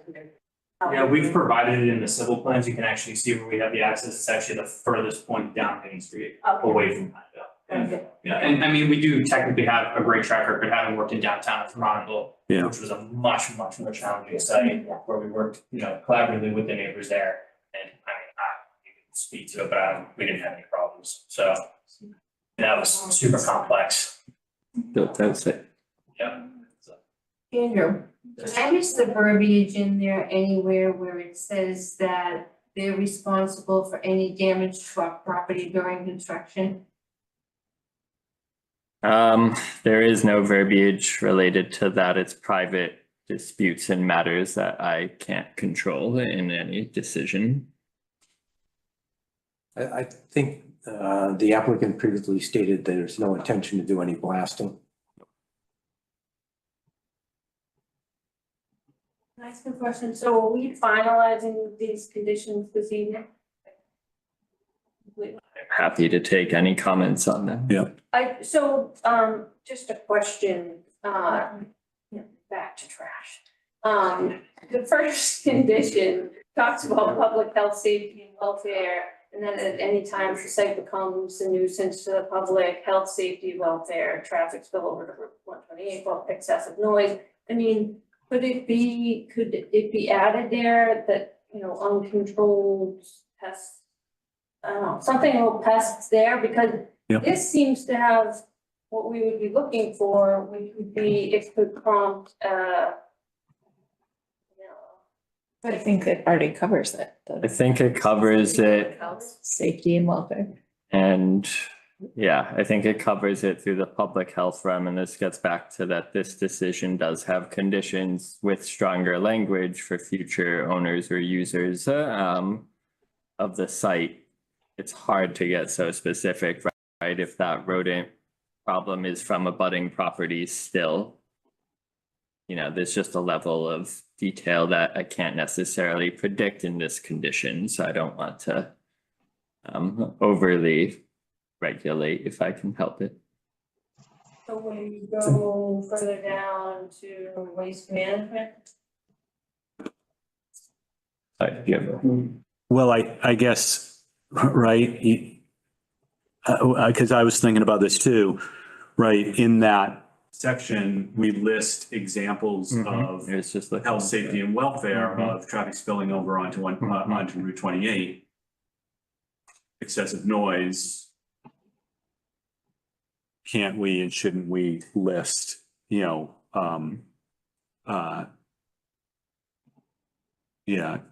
trash,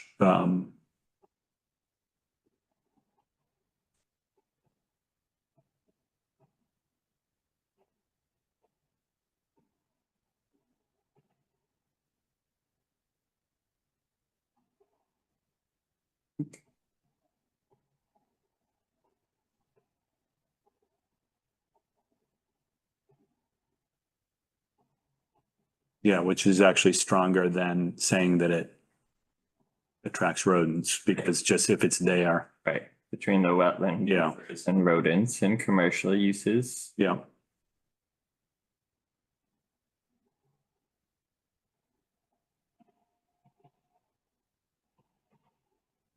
And then under trash removal, it doesn't really talk about like ensure that the dumpsters are closed properly. It just talks about keeping it clean, but it doesn't really cover.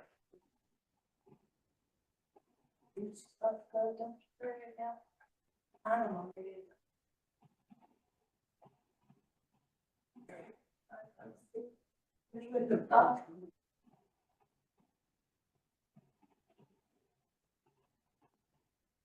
Well, this section up above, right? It's not a condition, but is it a finding? Yeah, all the way up. Yeah, Oh, sorry. Right, It's going here. yeah. The plan shall be submitted detailing the best practice of trash removal and maintenance practices of the facility to minimize litter, odor, and attraction of residents. So, right, we're saying that they're gonna provide all the detail of how they're gonna manage that for approval. Right, that's sort of when you get into that detail of closure. Spoke about today, changes around the fences.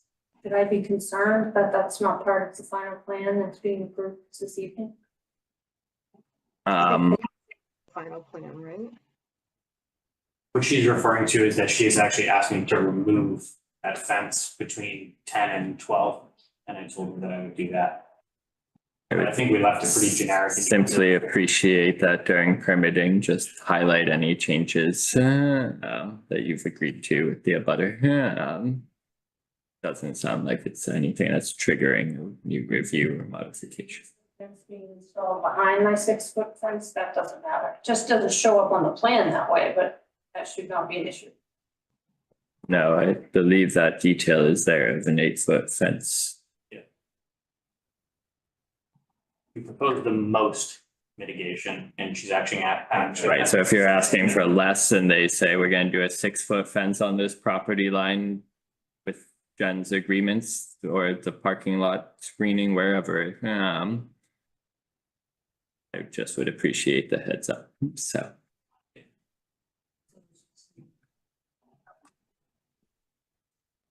It kind of goes down to your minor modification. Yeah. Versus Yeah, major modifications. Yeah.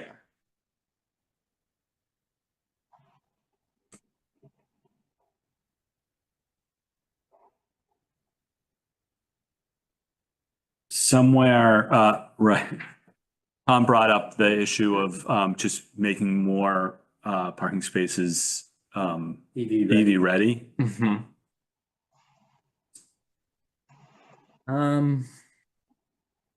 Yeah. It's generally a code thing. There's actually a code requirement for it. These What we would do is run a conduit. Right. That's large enough anyway, and so you could basically drag a line through it to add more, but normally what you do is just run one line and then you can just jump off. Right. Makes you feel any better. My father's an electrician, so he's kind of anal about it. But let me just see if we can give it any. He's looking for summer help. I get a 17-year-old.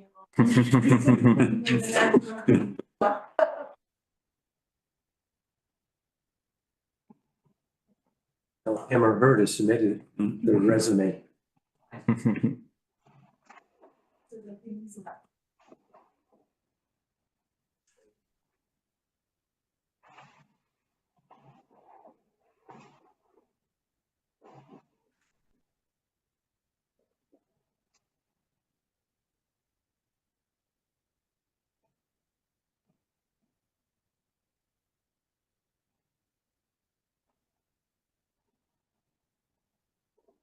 That enough? Do we want to get more?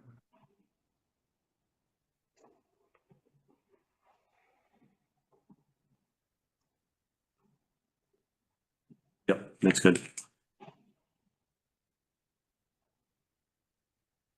That's it.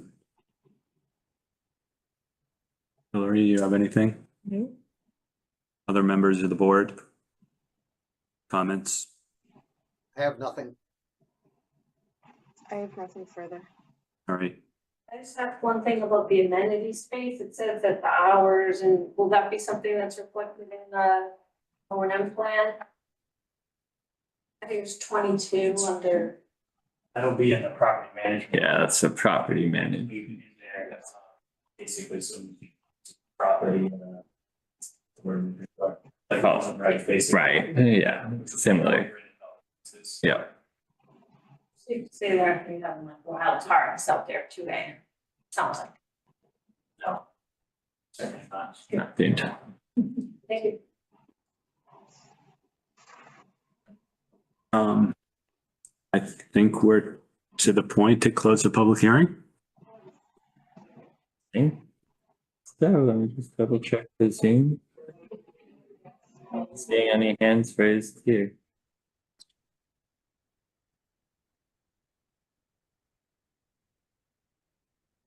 So no waivers.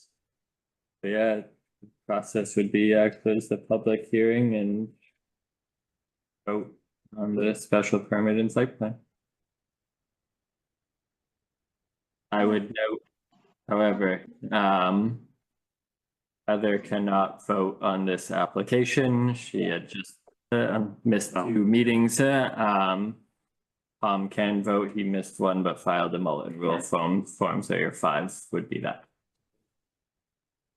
And Andrew, it's my understanding that we need a vote of 4 of 5. You just took the words out of my mouth. Yep, for special permit, it is super majority, 4 out of 5 required. All right. So motion to close the public hearing? Motion to close the public hearing for 258 Main Street. I'll second. All right. Roll call, Tom, Aye. John, yes. Hillary, Yes. Mark, Yes. Tony, Yes.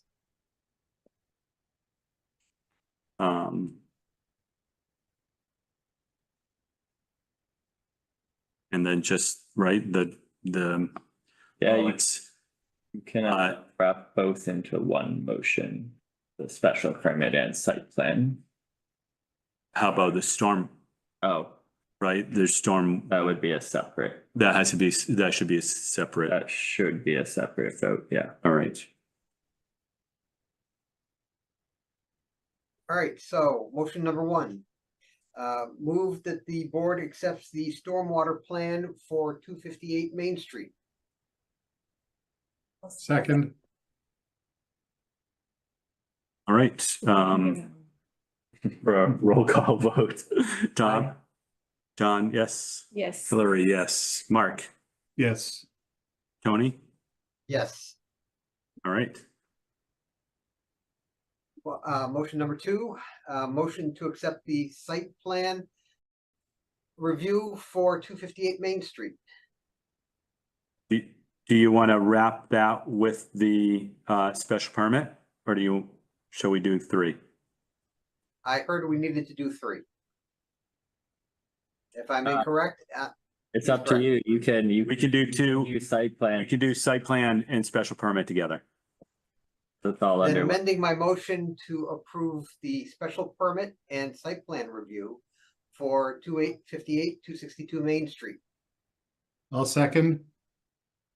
All right, roll call vote. Tom, Yes. John, yes. Hillary, Yes. Mark, Yes. Tony, Yes. all right.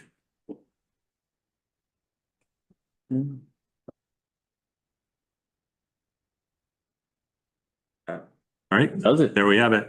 We have it. Much. Thank you. Thank you, everyone, for coming out. Thank you all. Thank you, Be in touch. sir. Thank you. Do we want to just plot on, or anyone? I think so. I'm only one thing, right? Mhm. Wait, no, the score of the game? I don't want to know. Tell me, I don't want to know. Now you're a Connecticut guy, right, Tom? All right, right? You will start your next thing on behalf of Main Street and Pineville. Thank you. Oh, thank you guys. It's been a Yeah. long process and exhausting for everybody. They always are. Thank you guys for being organized. It's helpful for us. So, Have a great night. next item on the agenda is Veterans Way. Yeah, maybe tackle that one first. Right. So we have been working the applicant for the Veterans Way subdivision, which is a 6-lot subdivision up off of Main Street. For those of you that were on the board, you might recall actually, in late 2022, we underwent a public hearing for the consideration of the bond and the remaining work. At that time, it was found not necessary. We don't need to pull the bond. The applicant came back and said we are diligently working towards a number of items. Yes. Yeah. Throughout 2023, we have stayed on top of them, looking for updates, pushing for certain things to get done as strongly as we can. The applicant has completed a series of work. They are nearly fully complete. Actually, this application came in for a full reduction of the remaining bond. We worked pretty diligently just to make sure all items were met to satisfaction, given that this, after completion, is proposed to be a public way. We noticed a few areas that just weren't set for release as of yet, and that included the granite bounds. A few had been cracked. They were set correctly, the pins and everything checked out, but in terms of location, but the bounds themselves were cracked or broken through whatever mower or plow or something hit them. So we've asked for those to be reset, and in turn, despite receiving as-built, because the bounds need to be recertified, that in turn just updates the as-built date and certification date of the as-built, so we couldn't actually release those yet. We also are looking to keep funding for the street trees. There's just a series that weren't maintained properly through their planting to today. And so we have the tree warden evaluating alternatives, so what that path might be forward in the short term, but we wanted to hold those funds. So the applicant, we've been really trying to look to see if we can complete all of these items before bringing the bond reduction to you guys, but they've come in and proposed this current reduction in the bond, not a full reduction, but a current reduction to reduce the bond by just under $18,000, the bond that's being held currently, which really substantially relates to the road work and the seeding and loam. So we've double checked all of that, and we agree that those areas could be released, with the exception that we would maintain the holdings for the as-built and the street trees and the bound work. Which we expect in the short term. The intent is to try to finalize those before summer, but regardless, the applicant wanted to push this application forward in the light that, you know, it is approvable. So if I can grab the exact numbers here, just the reduction by 17,928. Correct. 48 cents. Correct. With still held value of 45,115.95. Bingo. Yep. So it's always interesting bonds and they are left in them in the banks. But yeah, we're comfortable holding 45,000, which would be so. Andrew, I just noticed the Yep. date seems to be wrong, since the date of the request is April 8th, 2023, and I'm assuming you meant 2024. That is a good catch. I can certainly correct that one. Yep, you're right. Yep, I can correct that one pretty quickly. For signature. This gets my signature, none of yours, so I can correct that tomorrow. Good catch. I do just want to note Mr. Nelson Lau is here. He is a resident on Veterans Way. Always very curious into the completion of this project so that it can be accepted as a public way. So if he had anything to say, I suppose now would be the chance. Absolutely. Yeah. Hello, Select Board. My name is Nelson Lau at 19 Veterans Way. We moved to Reading in this development in 2019. And there are actually 5 houses, not 6. Thank you. The first 4 houses were sold by 2020. The last house, lot number 5, was sold on September 2022. Since we moved in 2019, we've been trying to chase after the applicant, the developer, to finish this street. And we worked with the previous town manager, Fidel Maltez, to finally pull a bond hearing on November 2022, because we were worried that the developer running out of money, having sold the last lot 5 in September 2022, might just take the remaining funds and bolt and not finish the street. So when the bond hearing was held in November 2022, 2 days before that bond hearing, the developer finally paved the street and the sidewalk. And we were hoping that by the time the main road work would be completed in November 2022, that the remaining work would just be finished up in the year 2023. But clearly that has not been the case. We noticed that several of the street trees were dead in May and June of 2023, and we brought this to the attention of the developer, as well as to the CPDC and to the tree warden, Michael Hannaford. And Michael Hannaford noted that the developer did not properly set in the trees, nor properly water them, nor properly stake them. And there's still just, about 10 to 15% of the road remaining to be finished. I would have thought that by the time of the sale of the last house, the developer could just finish up the street. She has the money. Why can't she just finish up the street in 2023? But that clearly has not been the case. She can finish up the street and collect the whole bond and move on. So why is there a delay? That's one question I think the CPDC should think about, because I worry that upon releasing funds, even a partial reduction to this applicant, there won't be any more clout or leverage to compel the applicant to finish up our street. And so, what is there to compel the developer? I don't think the developer has been operating in good faith with regard to the granite bounds that were damaged.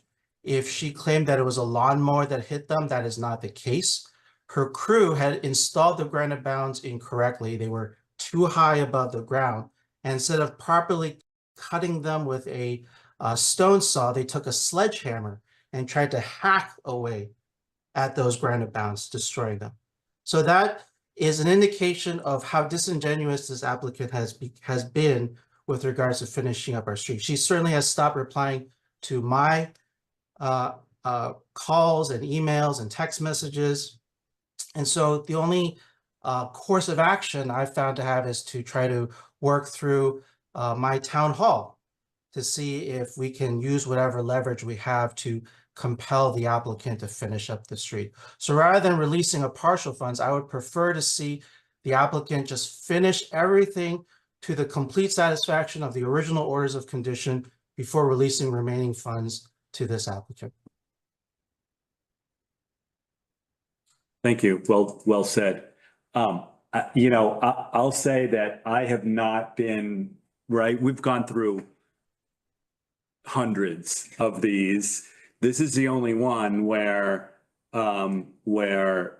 we actually had them have to come to us and explain why they weren't getting this stuff done. I presume that was in 2022. As he said, and for it still not to be done, I'm with them, like. Yeah, I mean, like I said, Yeah. been the Yeah, me recommendation. Let's get this Yeah. fully done and Is crossed that off. within our, is that?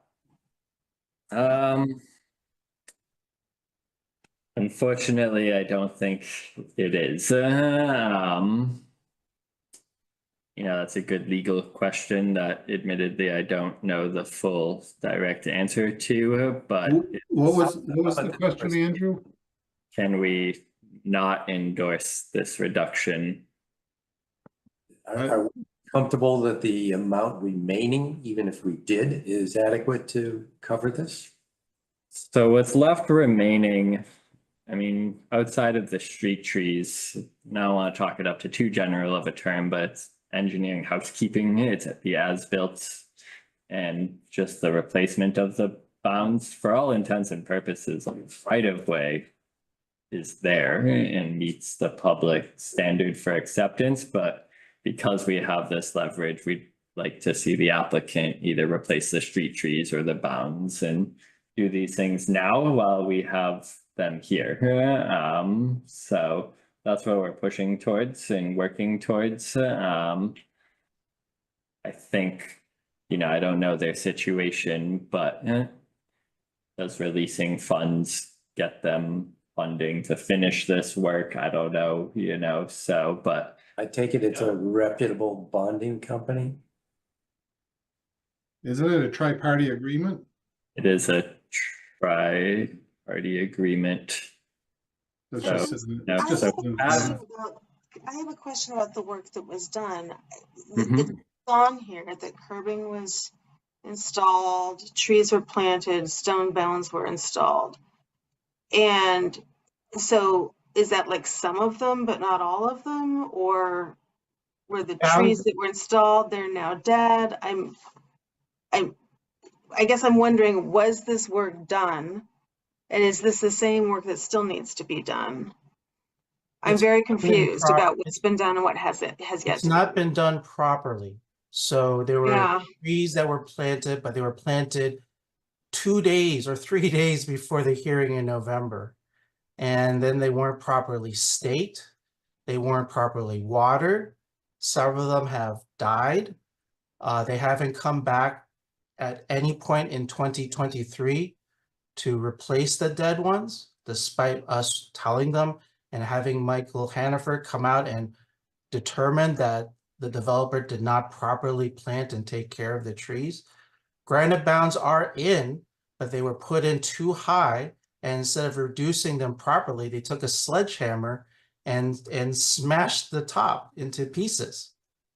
The as-built, they finally sent a different engineering team from their original one because they didn't pay the bills of the original engineering team to finish the as-built. They hired some other group to come in and do those as-built drawings, of which I don't think they covered all the different modifications to the development. So they haven't installed the kiosk. They haven't put proper seating on the planting strips. It just has been a struggle to work with this developer to get her to finish our street. And there shouldn't be any reason for delay at this point. I mean, I can understand during the initial phase of the pandemic, sure, there are all kinds of, extenuating circumstances. But when she sold the last house in September 2022 at a really good profit, there should have been plenty of funds. She had all of 2023 to just finish up the development, but did very little in 2023.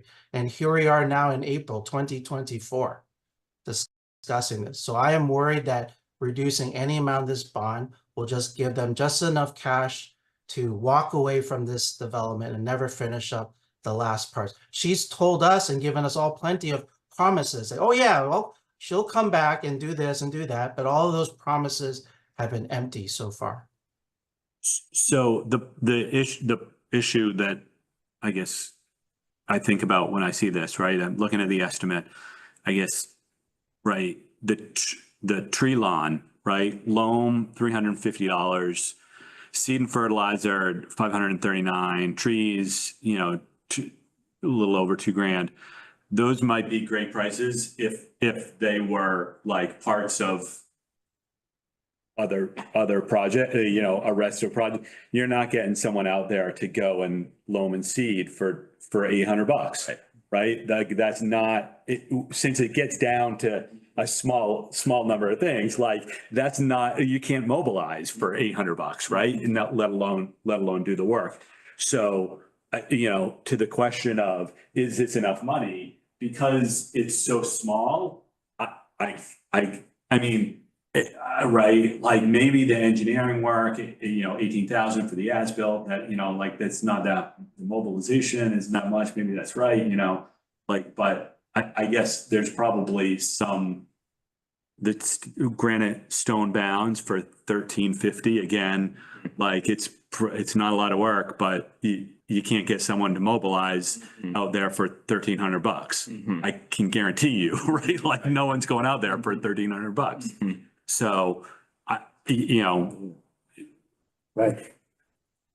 like the estimates on an item by item basis, the estimate's probably right, but in terms of actual calling in, Yeah. right, a bond and getting Yeah. someone to go do that or whatever, like it's going to cost more than that. Yeah. So The question is, what can we do that forces the issue?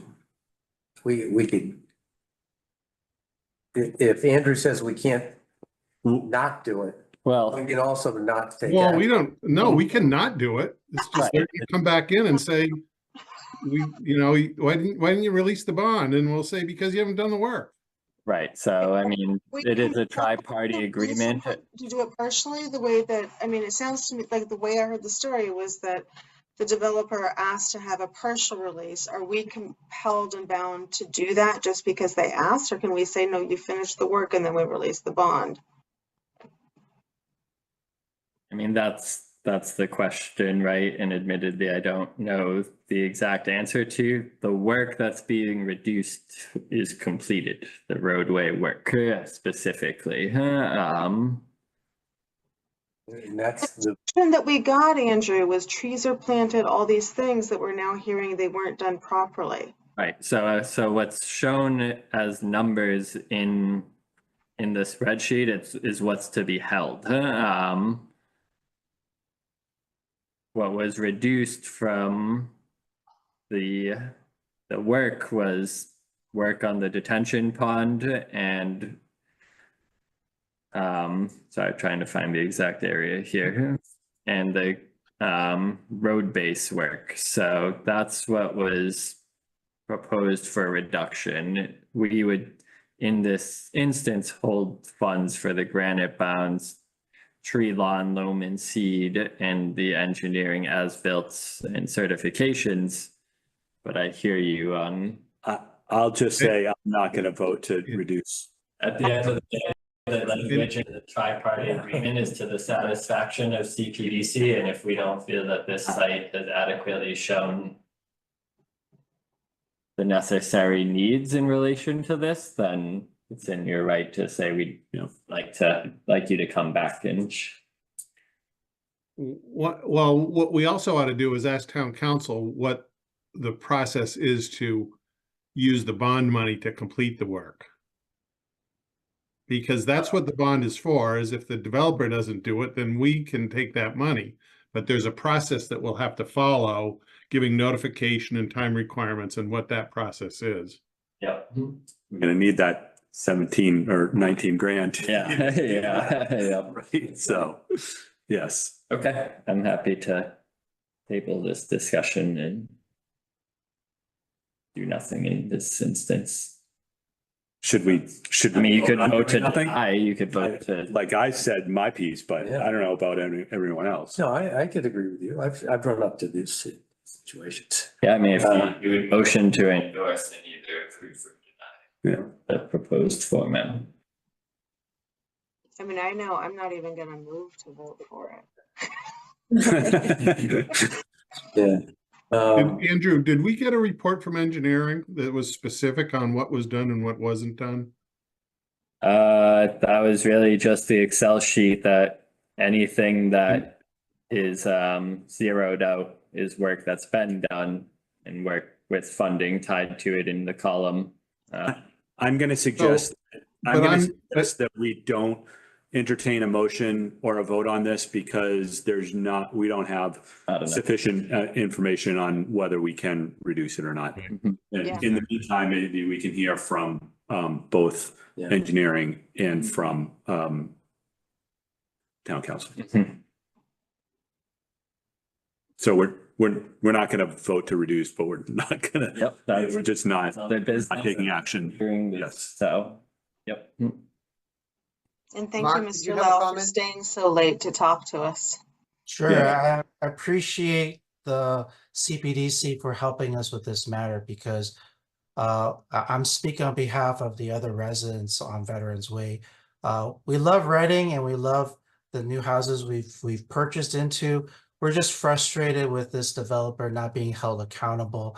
We certainly don't have any more leverage with her now that she's sold all the houses. So we're hoping the town can help us hold this developer accountable and set the tone so that other developers who are coming to you know that the CPDC holds all these developers accountable so they don't take advantage of our town. Understood. Thank you. Thank you. Andrew, quick question. Yep. Is there a time limit? If we don't vote, is it automatically released? I have not seen or found that language in the regs or subdivision control law, but is worth a double check. Well, most bonds are good for a year and have to be renewed.